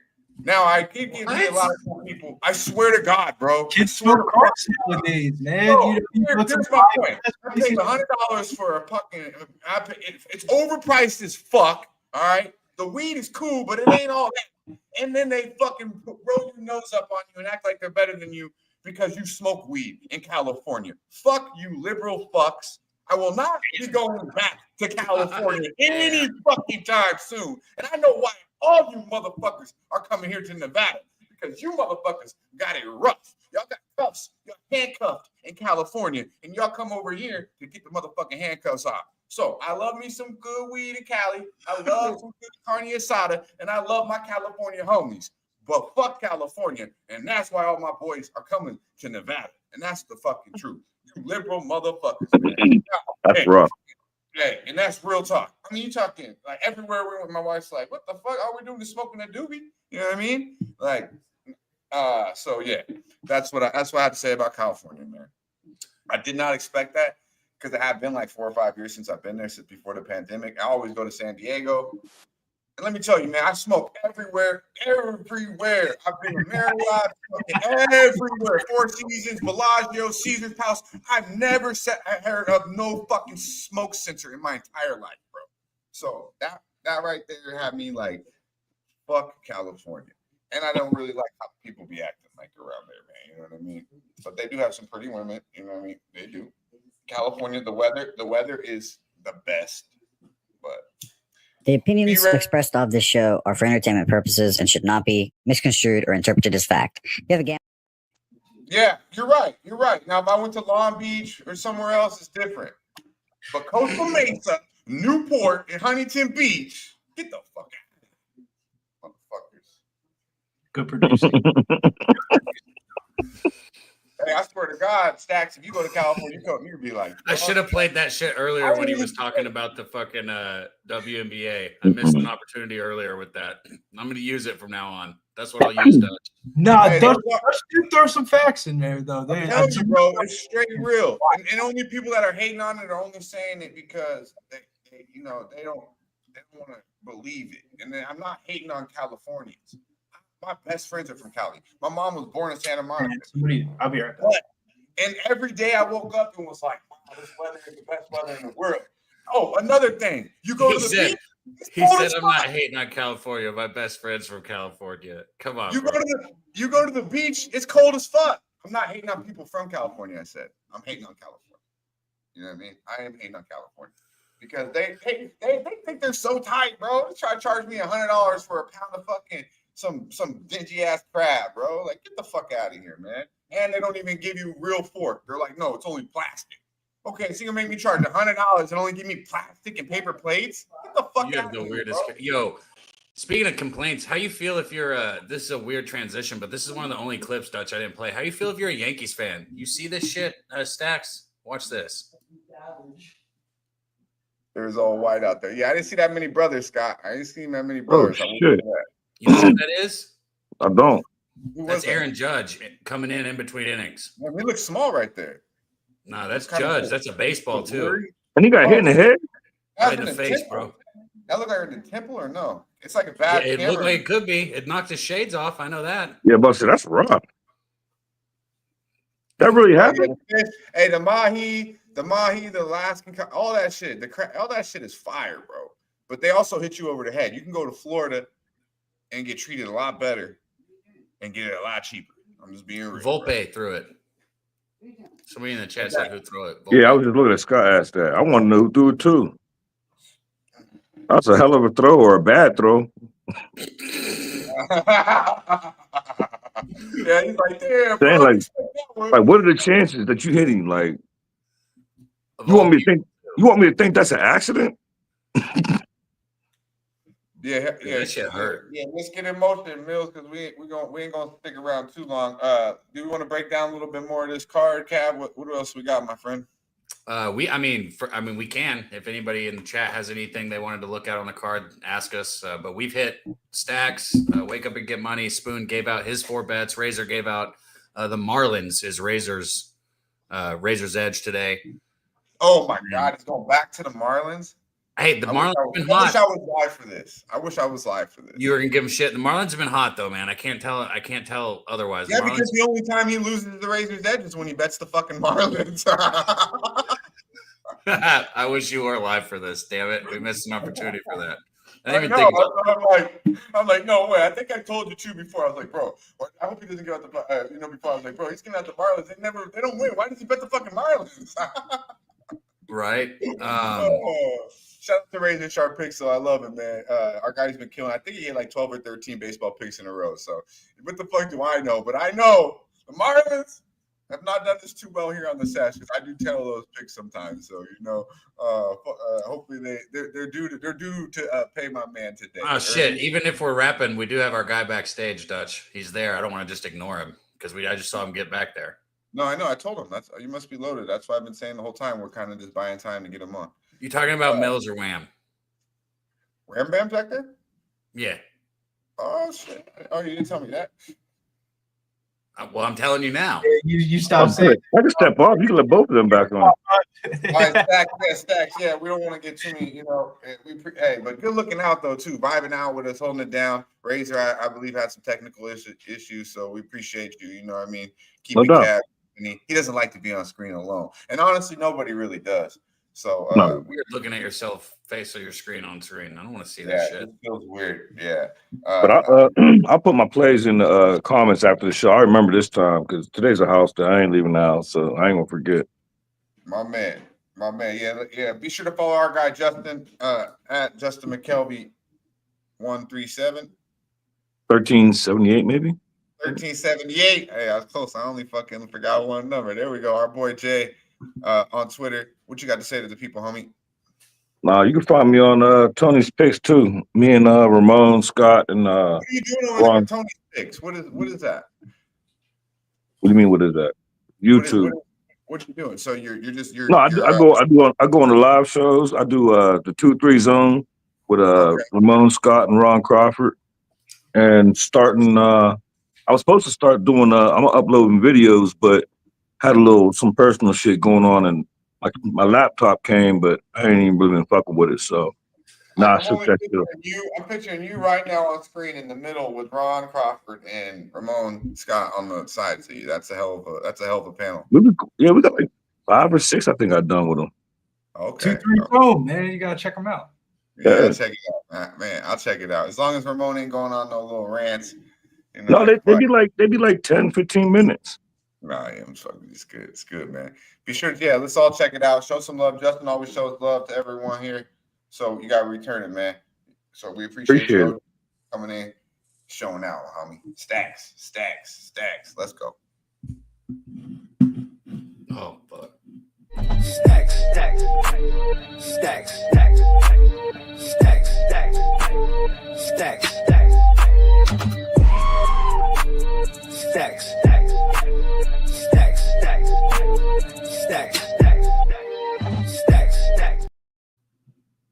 Now this is right. This is only right. It's only right. I said what I said about California, and now we bring on my one of my closest friends from California. You know what I mean? The underboss of Who Bringing Sports Talk.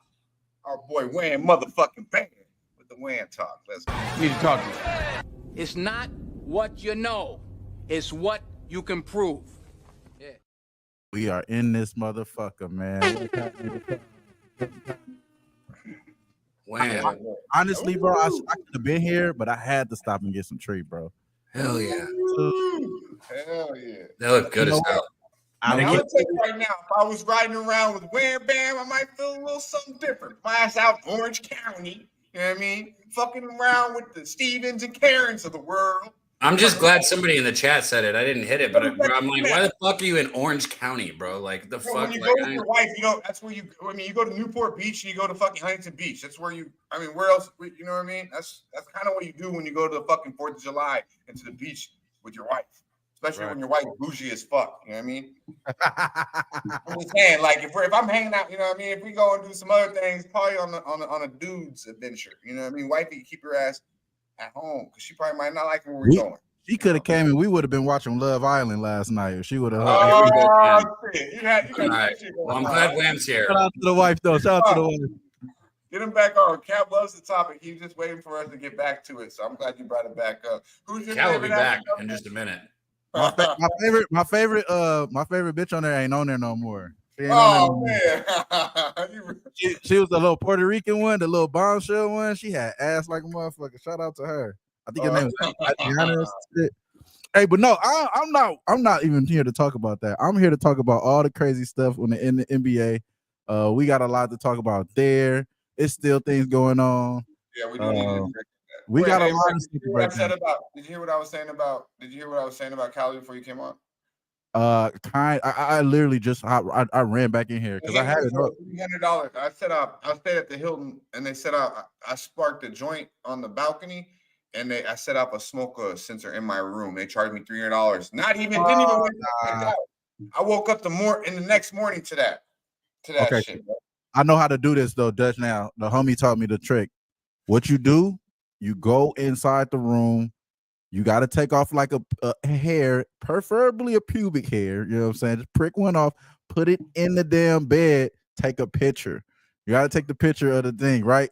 So right when they try to hit you with the smoke free, and actually before you even leave, right? Because at this point, you can smoke in the damn room now. All you can do, right?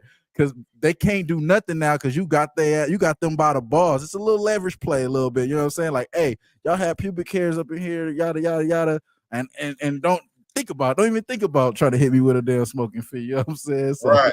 You know what I should have, and then we played that video. That's good though. We played that video probably like a year ago, maybe now with Cav on here. And the dude played the how to always get away with smoking in your hotels. Right when you check in, he called the front desk and said, it's weird. My room smells like marijuana.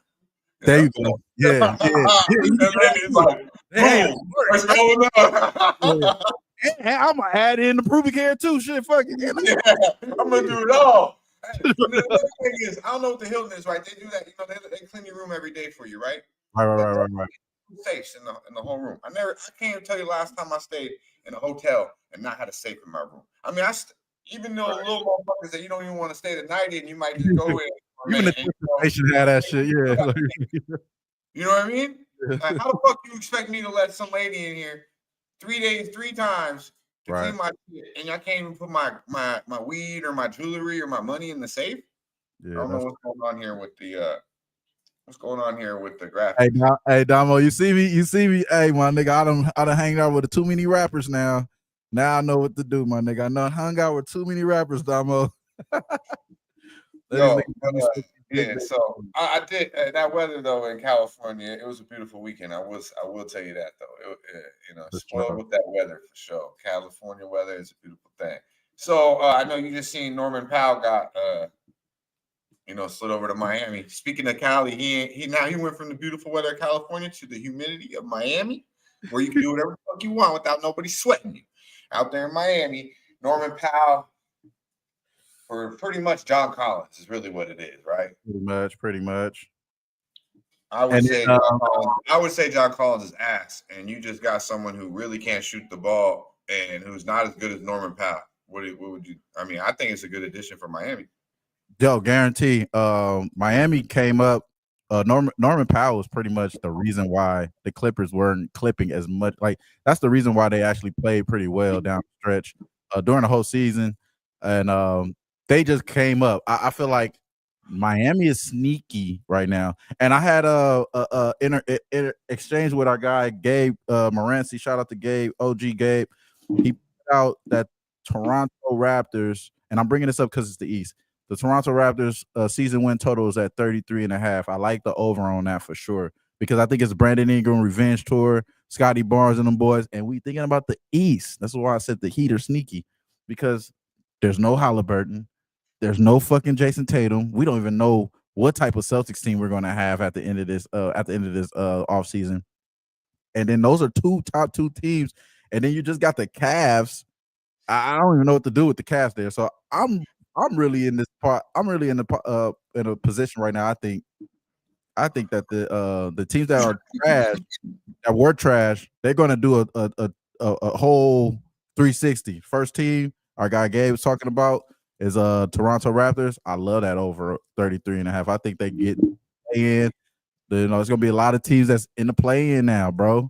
You know what I'm saying? And honestly, another team that I think is, and this is hard to say this because they always suck, and they really like to suck. But the Hornets, man, I think the Hornets they got to make something happen, right? Like this whole fucking everything, everybody suck. It's like literally the Hawks, Cavs, and the Knicks. Like literally everybody else is like, you don't know what the fuck to go on. You don't think Boston gonna make a move? Boston, they luxury tax situation is fucked. And then I don't trust the Sixers for shit. What about I don't. Oh, the Sixers aren't in there. The Bucks too. Like so, the Bucks need to get somebody because they got Turner and they got Giannis, right? Right. They need to. Kuzma's trash. But and Giannis is out of there. And Giannis is out of there. I don't think, even though we had reports that he liked that move, I think he out of there, bro. He got to be, bro. Why the fuck would he stay there? So, really, like a lot of what would you say was the biggest move so far? I really like that move from Miami, though. I'm not gonna lie, I'm not getting on power. Clippers are gonna continue to be the Clippers. Oh, it's Kevin Durant. It's Kevin Durant. Kevin Durant on the Rockets is definitely the biggest move. Okay, outside of KD. Outside of KD, we've had a lot of B trade. I will obviously say the Baines, but in the last week to 10 days since we did the show, we didn't really talk too much either last week about it. There's been a lot of B trades. Like I definitely think Simons to Boston is going to be sneaky good, right? He gonna be good in Boston. Is that how you say the kid's name? Simons? Yeah, Simons. Oh, yeah, he's going to be good. But again, his defense, like they're taking a crazy drop defensively. Yeah, but you can do that with Boston because everybody else plays defense. Yeah, but it's no Drew Holiday, bro. It's no Drew Holiday. It's literally like no Porzingis wasn't really giving them too much. No, he ain't giving them shit. He got KP to Atlanta. Come on, man. Yeah, true. I think he definitely gonna catch AIDS if he didn't get it now. Shit. All them motherfuckers fucking each other out there in Atlanta. You know how they do it. It go down in the ACL. I do like the Nuggets though. Hey, shout out to Damo. I do like the Nuggets, bro. Nuggets. There we go. I was talking about the East though. I wasn't even trying to focus. Like obviously, I'm just referring to that was Michael Porter Jr. Nice, be too streaky, bro. He gonna be like he could be the best player on the court maybe once a month, right? Right. And 3 games out of the month, you won't even know that motherfucker's playing. And then he'll the numbers at the end of the day will be okay. Right. But I mean, you get Cam Johnson, he's a hooper, bro. He's just gonna slide right in and just play really well off of Joker.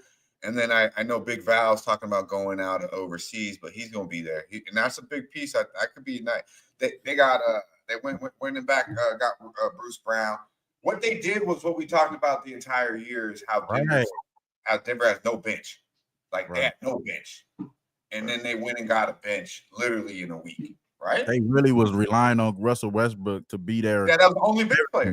That was it. Yeah, and that's he did good. Shout out to played great. He had a great season, and they re-signed him. Correctly? Did they re-sign him? That's it. I know it was a 1 year. I don't even think he. No, let me see. There's so many false reports about shit. You can't really.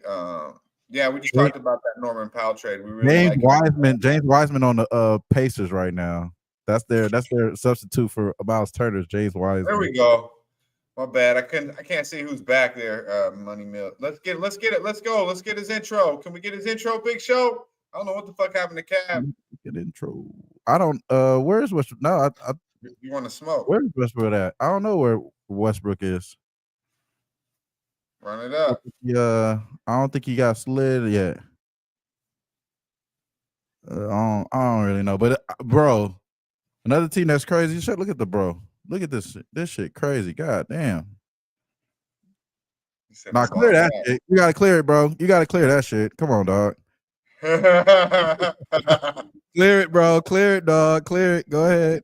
He just let the air hit it. Oh, okay. Like, bro, we know the real smokers is here. Yeah, we know the real. He didn't blow that. There was nothing left in there, bro. There's nothing left in there. Hey, where Mills is at is where the bougie people at too. We can't hear you, Mills. I think you on mute or something. Mills with the bougie people too, bro. Yeah, where Mills at? Double up 3 or 4 times. I ain't telling no lies. I just run it up. He in Cerritos. He where we go rob the people at. No, he hasn't signed yet, Julio. Okay, appreciate you, Julio. Yeah, man, I see you can't pay. I'm like, I don't even want to look at X no more. Like, I followed a couple of them, and I got the notifications on just so I know it's real because there's too many fake shit. Like, I've seen Russ sign so many. Like, they like to troll Russ's ass. So he done signed like so many contracts in the last 2 weeks. I'm like, this motherfucker. Yeah, they be getting them. They be getting me on it too. I'm like, oh shit, never mind. But yeah, the trades have been crazy. So here's what I think now. Obviously, DeAndre Ayton to the Lakers, right? The Lakers got to move Austin Reeves. They got to move. They got to move him to Portland and go ahead and get your boy Drew in LA. Get him back in there and get a defensive core. So now you got Luka and Drew Holiday as your backcourt. Now you said that like right when bro got traded to the you said that right when he got traded out the Celtics. He was like, oh, he got to go to LA. I said that in the chat. Yeah, he's going to LA. He's on bring his ass to LA, bro. He better be on his way to LA. God damn it. And I really see that. And I'll absolutely love to see Luka play with Drew Holiday in the backcourt. God. Then we could really hide Luka for real. We don't gotta. He could. And honestly, I think his defense gonna get up better if he's skinny. Real playing with Drew, but now it won't be so noticeable when you have an elite. And then LeBron gonna have to show up when it's time too, because when you got Drew, he gonna set the tone for the whole team. He made Jason Tatum a better defender. Jaylen Brown was already pretty nice for sure. But it's contagious. Derek White, this shit's contagious, man. So.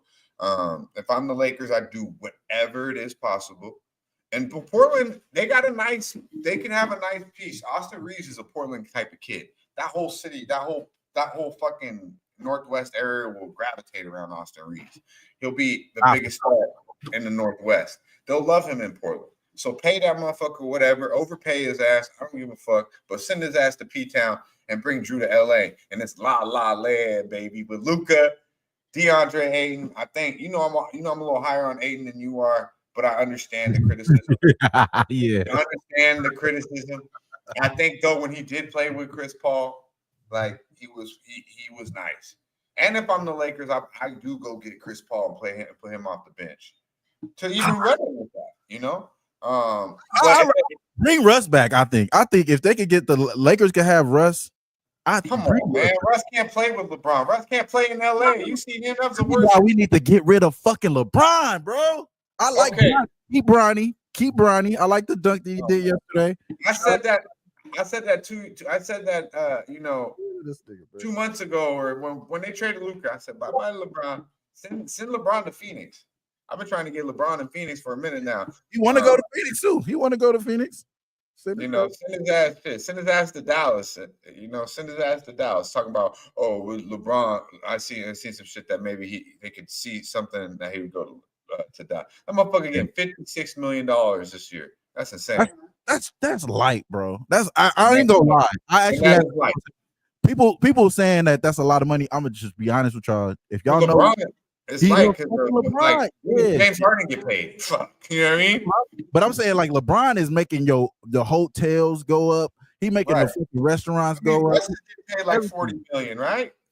For sure. Yeah. Russ is So when you OG. look at it compared to what other guys in the league are getting, it's super light. Right. But at the same time, like you want to That's win some crazy. titles. You know, you want to win some titles. You might want to. So if we go back to the original question, outside of KD, I think you may be on to something though with the Drew Holiday thing, because I think that kind of rippled affect a lot of shit in the East. So outside of KD, bro, it gotta be Ayton, right? It gotta be Ayton. It ain't a trade though, but it gotta be Ayton. I think the biggest trade is the Drew Holiday Simon one. No, I think right? Drew Holiday probably is there though. Yeah, I think that one's. But I think Portland. I don't think Portland. How can Portland play Drew Holiday? And they're paying Jeremy Grant like $32 million. Like, Bro, and he can't be traded. So that's another thing. The guys that can't be traded or having bad, like LeBron is one of those guys, I think too, that no one really necessarily is looking for, bro. Like I don't think people are really looking for LeBron. So it's hard for people to get something back that you want. You'd rather keep LeBron. I'd rather keep LeBron. And I think that's what they're dealing with Grant. Would you take Derek Lively and PJ Washington for LeBron? Tony Trill said it's Desmond Bain. Nah, hell no, it ain't Desmond Bain, bro. Come on, bro. Would I take Tony who? Would you take PJ Washington and Derek Lively for LeBron? PJ. Look, bro.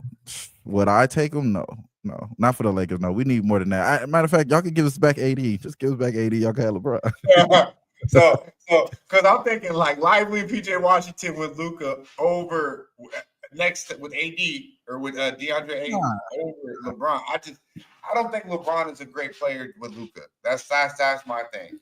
I agree. LeBron's not going to give you the effort defensively. You know what I mean? It just kind of comes in. Here we go, Mills. What's up, Mills? What up, bro?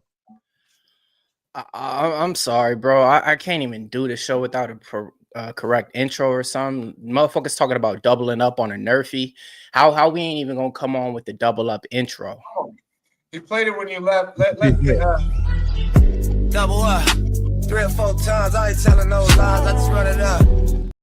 They played it again. I don't think they understood what you were saying, bro. They just played it again. There we go.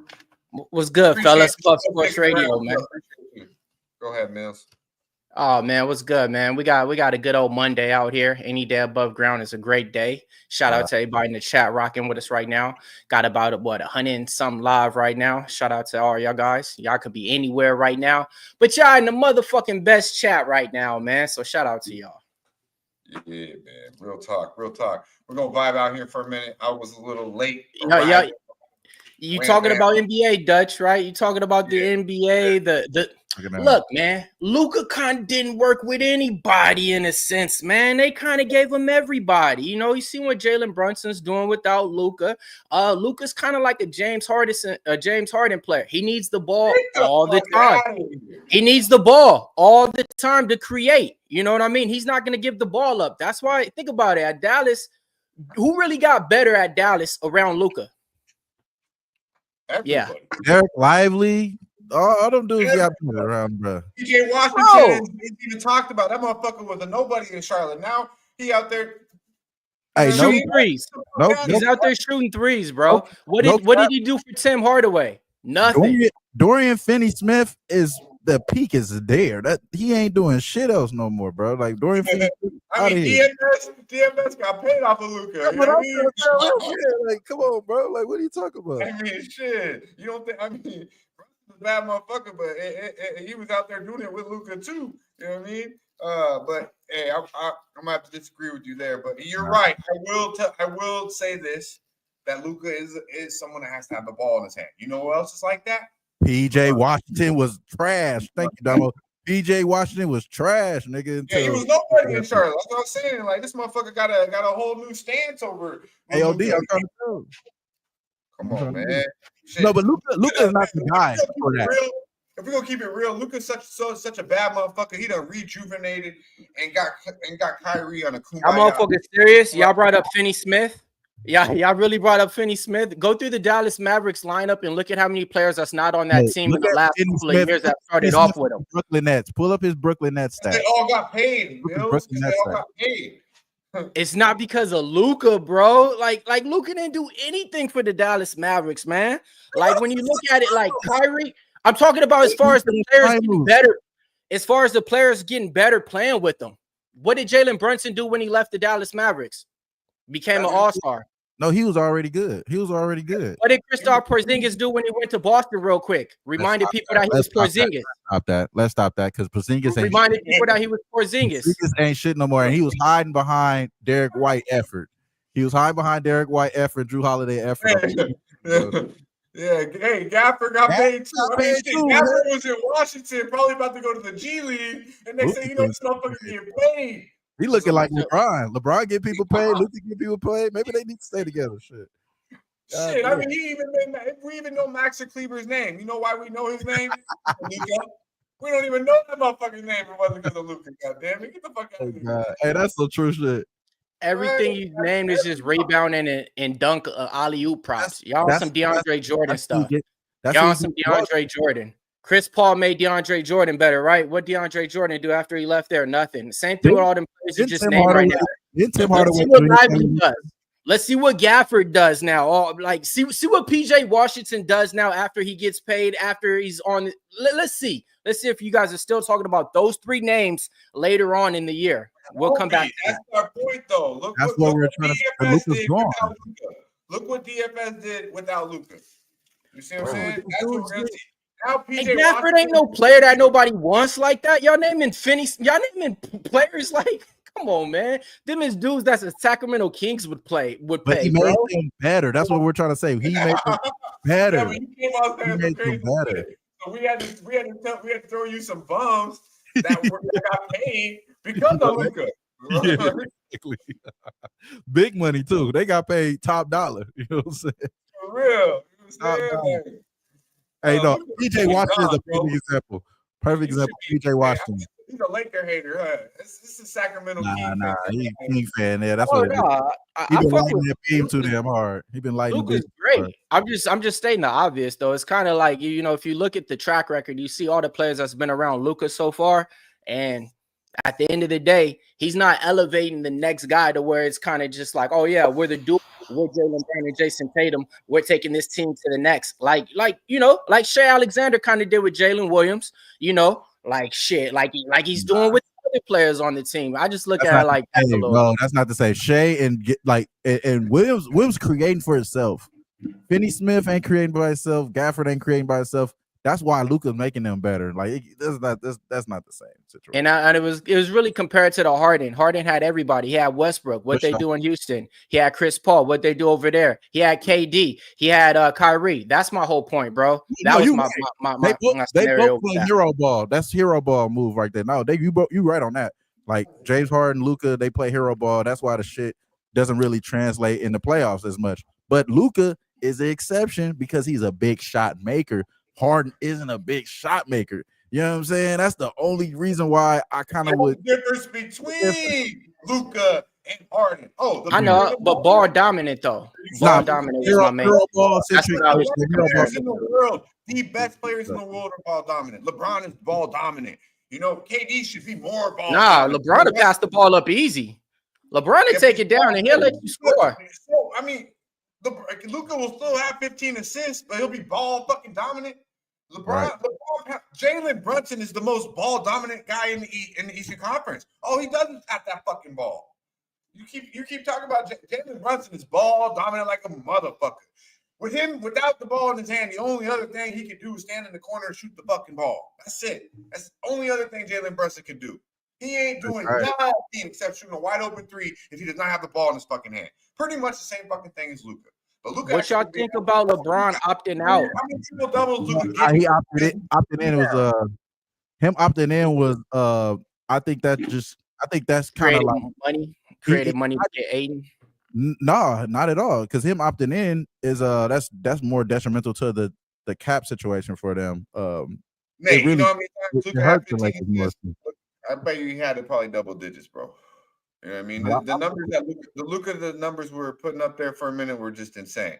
Now I'm not saying the numbers everyone putting up in the league are insane. Like James puts up crazy numbers, but the difference is one's clutch, one isn't. You know what I mean? Oh hell yeah, we're not even comparing that. It's as far as just a ball dominant player, and to me, I think like they've been around great players, and they really didn't just elevate and go on a like 2-year run to where it seems like, all right, man, them two together, you know what I mean, made a difference or anything like that. Like, yeah, go ahead. Yeah, hit the lights up, man. Run the lights up here. We got 72 people watching, according to Damo. And I understand, yeah, we ain't worried about other YouTube videos because y'all know where the real shit at, where the real smokers reside. You know what I'm saying? Where we really out here getting to it. But I would go back to this though, because I think you're right, Mills, when it comes to the hero centric ball and not translating.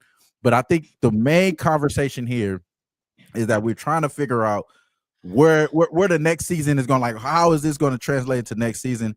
And I think what you see LeBron opting in, when you see Luka getting skinny, and the move that are being made, like Aiden, now you really got a chance to like really, really dissect what's going on with the Lakers. Is LeBron and Luka a bad matchup? I don't think it's that much of a matchup together. I think once you see them with the actual lob threat like Aiden, and then an actual third scorer, and Aiden is the third scorer now. I don't even think we do. I think Austin Reeves is expendable, and I think that he's going to get traded because we could extend it, bro. He's going to get more money if he waits to next year. And I think it's like $260 million or some shit like that. If he thinks he's going to get it too, so he's kind of betting on himself, bro. He will get it. Let's be real, bro. Like, there's not that many good white players in the NBA. It's fucking Cooper Flag now. That's why they don't give him those big contracts though, Wham, because they learn from that. So he ain't getting no $260 million. Oh, look, I met Tony Allen the other day, like a couple months ago, and I told y'all in the chat, the first thing he said was Chandler Parsons sucked. You know what I'm saying? Because it was one of the white boys that got paid. And that's something that they're gonna do, bro. You got to think about it. The people that writing the checks are white. They want to send them out there and pay him. You know what I mean? He's perfect for that. Portland is solid though. I fuck with Portland. But if they get let us get Scoot then, because I think Scoot without and this is a look ahead for props and shit. Scoot assist was already a fucking go. Now that they don't got Simons there, Scoot assist is to the fucking moon. I was thinking Robert Williams and Drew Holiday for a little Austin Reeves package, even if you got to send Rui. You know what I mean? Yeah. Rui not really a great fit for Luka because his defense. I think he kind of not really a defender. And when you got Luka, LeBron out there, and now Aiden, you don't need anyone else shooting the goddamn ball. You sure as hell don't need Austin Reeves out there shooting that motherfucker. Being a look, because when you got Austin Reeves and Luka as your backcourt, that's damn near Damian Lillard, TJ McCollum type shit defensively. It's that bad, you know. And I'm not going to judge Aiden from last year either. Go ahead. No, I'm gonna just to add on to what you said, because people are gonna say they're gonna probably compare Aiden's stats and Austin Reeves' stats from last year. This is not the same.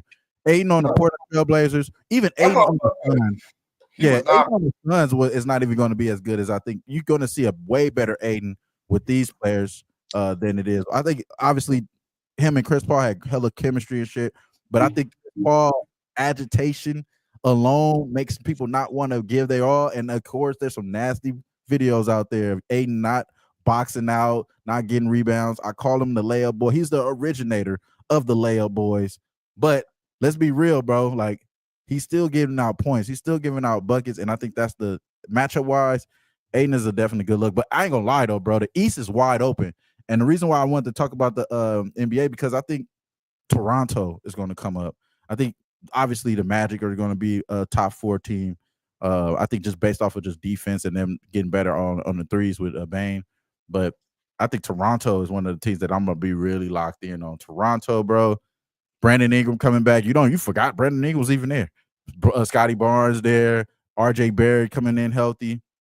I think they're going to be RJ Barrett going to be gone, but to me, they just need to think different there. I just want to know who's going to make a shot in Toronto. They can do Grady Dick. You know what I mean? I don't know who's going to make a shot.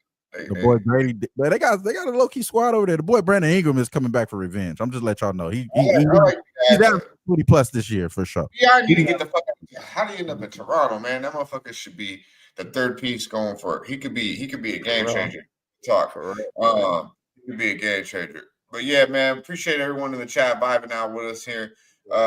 Let's get to some action. Let's get to some action here. And yeah, Austin Reeves is nice. Redbeard saying Austin Reeves. He's cool, man. He's cool. But it's about fits, and it's about you don't have Austin Reeves with Luka unless Austin Reeves gonna come off the bench. And unfortunately, Austin Reeves is gonna be getting too much money to be coming off the bench. So you need to move him, and you need to get great value for him while you can. And I definitely don't think he's worth all of that, in my opinion, as well. But we got a lot of NBA to talk about. More trades will be out there. More things will be done. Let's get to some action with our boy Money Mills. Take us to the diamond, my man. I heard you talking some nerfies. What we got going on, bro? Yeah, man. It's some good nerfies out there that I like today. One I'm definitely gonna be looking at is gonna be the LA Angels taking on the Texas Rangers.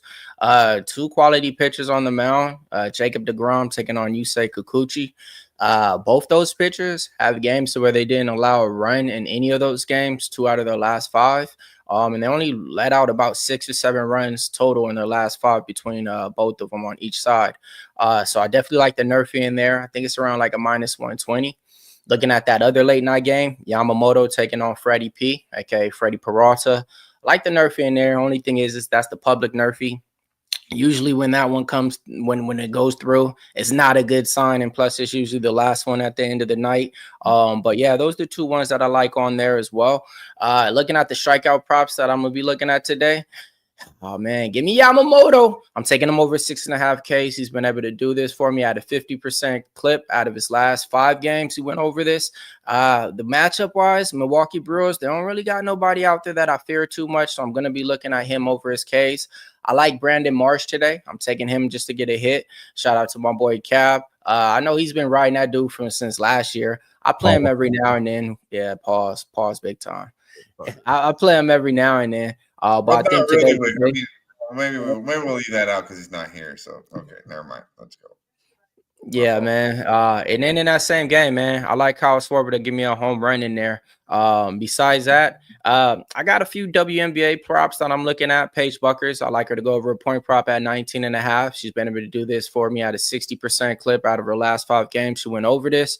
And the only one that I was looking at besides that, I'm going to keep that one for later. If you guys want that play, just check out Pup Sports Raider later on today. That's right. Yeah, you should do that. We've been they've been putting out a card on X with the crew. So stay tuned, show support, and keep your notifications on. Get to the motherfucking bag. What y'all know about the championship jersey? The champion jersey, though. What you know about it, bro? The OG champion jersey. Watch this though, with the 48 on them, bro. Yeah. If you ain't got a real throwback, if you ain't got the 48, like with the come on now, bro. This is man, I'm out here wearing a Jordan jersey, talking that blasphemy against our boy Luka, man. Yeah, how you talk about a Jordan athlete like that? You crazy? How'd I say blasphemy? I said, what do you do with the players that came to Dallas? You said he didn't make nobody better, bro. He really didn't, bro. They just went to He find. really did.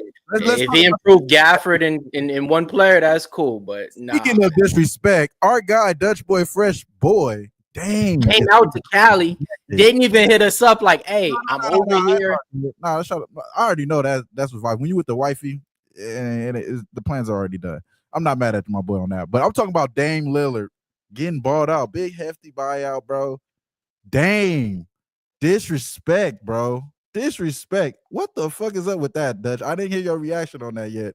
I don't know if you talked about it yet, but Dame getting bought out, bro. Yeah. Remember when we talked about that? Remember when we talked about that? What's that in-season tournament shit? It was like, this is legacy game time for Dame, and he won that shit. That's nasty. That's a nasty. I'm gonna have to find that clip, bro, because I remember saying some shit on that one. But you were spot on that one. You called that.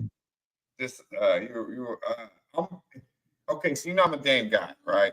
Right. But I'll be honest with you, like I didn't like the way he approached it in Milwaukee the entire time, right? So my first thought was when he got bought out was I seen Ski come on, damn, they did game wrong. He got $22 million to walk, right? A year to walk away. Yeah, for 5 years. they paying him 5 years too. They're getting 110 million, 108, right? For to walk away, right? So I'm like, damn, man, like you must have just, you know, you good, but you're gonna have to get right and get mentally right. So personally, what I thought about it was I didn't think he really brought his game to Milwaukee, and what I heard through the stuff is he wanted to go back home to rehab, and Milwaukee wasn't happy with that. And then throughout the process, he was never comfortable there. So at the end of the day, bro, I'm a professional, bro. You know what I mean? You got to be a pro. You know what I mean? Like, get the fuck out of here. I didn't like the way Dame played in Milwaukee. It showed, and I'm still a Dame guy. I still love Damian Lillard, but come on, man. Like, he gonna get what he wants, so he'll probably end up being in Miami, getting paid big money, right, and still getting paid $22 million a year. So I hope he has a speedy recovery. But I don't like the way he went and handled Milwaukee from the get-go. He wasn't Dame Dollar from the start. And I'm going to add context. I'm a person that's a divorcee. I just went through a divorce a few years ago. So going through a divorce and being traded in that same span, I could only imagine. I really was showing grace for Dame. The whole, like, you never really hear me talk too much shit about Dame because I got to show grace, because when you go from a family situation to being separated from your family, not only your kids, but the person you like, you know what I'm saying, you want to build some shit with, that shit is difficult to try to make shit, like, or at least try to have things that make sense. And then I think they know the ins and out of the business of the NBA, especially some of these, like, you know, some of the bullshit that goes on and like fixing the games and stuff like that. So I think he kind of already knew they didn't have a fucking chance. You know what I'm like? And honesty, knowing that he probably didn't have a chance. So I'm going to give Dame grace on this situation with the Bucks, or I'm at least wipe that out of his legacy, in my opinion, because I'm going to say that it was situations that you have to know context. Like the divorce shit alone is tough as fuck. Like that's tough as fuck. And then you get hurt. It's I'm going to give bro grace on that. And you in Milwaukee? And I was going to go there too, though. I was going to go there with Bill. How do you feel about Milwaukee walking around as a black man? I'll just answer that. Man, you already know it's dangerous out there, man. It's dangerous. You don't know the streets, what, you know, where to go or anything like that. So, hell no, man. Like, how much different is Milwaukee than Portland? I've never been to Milwaukee, but how much is it different than Portland, Oregon? Because it can't be that much different. Oh, it's big different, bro. I've been to Portland. Bro, Portland love everyone. Everyone loves each other in Portland. It's a like kumbaya. We all smoking. Yeah, it's green trees and everything. Yeah, they got the Nike. They got the Nike headquarters factory, the original in Beavertown. Like, out there, Bill Walton, bro. Think about this. Everybody's out there, Bill Walton. You know what I'm saying? In Portland is weird. That's the motto. Portland, you know, they keep it weird. But all right, what Milwaukee cool up? Milwaukee is one of the most. If you look up Milwaukee Police Department and black people, or you just type that shit in, it'll be like so many crazy stories, so many crazy things. It ain't cool. And then let's bring back more context. The guy that played for the Milwaukee the Milwaukee Bucks around the time, didn't he get like punked, or like a video came out with him getting harassed by the police? Yeah. It was Semi Ojeleye, or no, not Semi Ojeleye. It was one another. It was a second year playing. I remember. What the fucking what's his name? Shannon. What's the dude that played for the Lakers that jumped crazy with the Brown? Shannon Brown brother. Shannon Brown little brother played for Sterling Brown. Sterling Brown. You type in Sterling Brown, a former Bucks player. He got his situation, but I'm not even adding that in because you're supposed to be a professional, like you said, Dutch. Number one, you're supposed to be a professional. And then you get traded as a level of Dame. This is why this is kind of crazy. A guy that on his level, a top 75 player, right? To not be able to dictate where he gets traded to, and then you're supposed to just fucking love this place. Like, not in this time in NBA. This is not the 90s. Like in the 90s, they have to be professional. Right now, they getting bought out, and now he is a free agent. Now he could go wherever he wants to go. Like I think that is, matter of fact. We talked about what's the biggest thing that happened so far. Dame getting traded, like getting bought out, something I never saw coming. Never saw. Whoa. In No. context, for Miles Turner, the dude that was supposed to be traded every season, Right. like you don't just add him and just say, hey, Dame, we're gonna work on something, take a pay cut, something. You cut him to get him. So subtraction by addition. And Miles Turner, last time I've been checking, bro, he ain't about to just turn it around and be like, oh yeah, y'all, these next 3 years, it's on now. Hey, Like that's false. That was in Minnesota, I think. I think that was like in Minnesota or some shit. George Floyd was like in Minnesota, right? I don't think that was in Milwaukee. Or Ballast out there. He's funny for that. Went to Oregon State. They do be getting kind of crunk out there. They got good weed. Portland's like they got good weed. Strip club capital world. It's cool. It just rains too damn much, and like there ain't enough attractive women out there. Like it's not hard to find out there. I mean, so Dutch, where's the two teams that you could see Dame playing for next year? Just two teams. I think you go to Miami, right? Mm-hmm. Or I think you go to Golden State. So obviously from the Bay, he could go back. The Warriors could put him on the bench, and then he could come off the bench and just be a buck. He could kind of be like the Jordan Poole for them. And he's back at home, So I don't really see. And then obviously Miami, they want him. He wanted to go to Miami. Bam, him and Bam, super close. Those are the two spots for me. What about you, Wham? What's the question again? My fault. I was reading the chat. Where you see Lillard going? Two teams. Ooh. Two teams. Why not? Why not the Heat? Why not the Heat?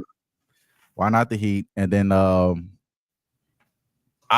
not gonna say so everyone wants to come west. I think he wants to do west.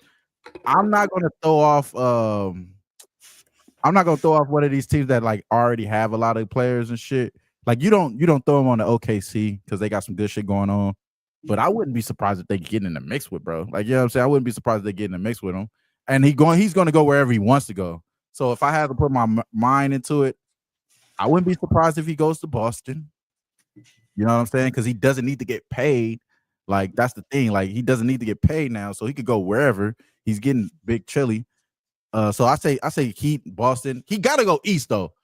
As much as he want to go to the west and he want to be with his kids and shit, you got to go east because if you're trying to win, like, who the fuck? I'm talking about Toronto Raptors being like a 7 seed. You know what I'm saying? Like, come on, bro. Like, you got to get yourself in the mix out there. So, yeah, I would say that. You gave your two. You gave your two. I say Phoenix, and then imagine Dame and Booker. Let them cook. You know, right out there. Or on the Magic too. Him on the Magic would be cold. I would love that. I would love that. Him and Paulo. Hey, yeah. I love those two, man. They have offensive issues. They just have offensive issues. But again, the sneakiest move was Lonzo to the Cavs, though, Dutch. Get the fuck out of here. Lonzo outside playing. Why this motherfucker hurt playing basketball outside all the damn time? I don't get that. If you're outside on concrete pavement with some bum-ass knees and ankles, get the fuck inside, bro. And wear some shoes that don't say baller brand on them. Goddamn, learn from your dad, please. Hey, let's get to it, man. Let's get to it. Yeah, you see that where? You see that where? Hey. From Pops. Over Ty Jerome, though. Look, my boy. Look, they say over Ty Jerome. That's a big upgrade, bro. Ty Jerome, yeah. And they got him for cheap. I think he just got signed to the Bulls for like 2 years, like 2 years for $10 million. Like, it was a stupid deal, right? Like 2 months before the season ended. So you get Lonzo Ball for cheap. That means Darius Garland's on his way out, man. I think he's gonna be on his way out. So they like Damon in Orlando. Do we got any more content back there, show? We're about to slide up out of here. We got anything good for the people? Man, I had some good videos I forgot to send through too, bro. I'm gonna make sure if I find them, I'm gonna send them in for next week. Yeah, but yeah, yeah, we hook around with you. I don't think we got a wood or wouldn't, but yeah, next week's show content will be on point. Me and Cat will start. Oh shit! God damn! That's Aaron Judd right there. That's Aaron Judd to the dome. That's not good. I want to see some like titties or something, wood or wooden or something. We got none of that. I want to see Judd get, No, I appreciate you. I don't know if any of my friends are on your team. Whoa, bro. thank you. Run it back. Yeah, run that shit back. He said, you see that way? I don't know if any of my friends are on your team. Whoa, bro. Hi. Absolutely not. No, thank you. The girls that don't like penetration, it shows so fast. She was like, "Oh no, wait a minute, no." I'm telling you, they're all fucking. Whoa.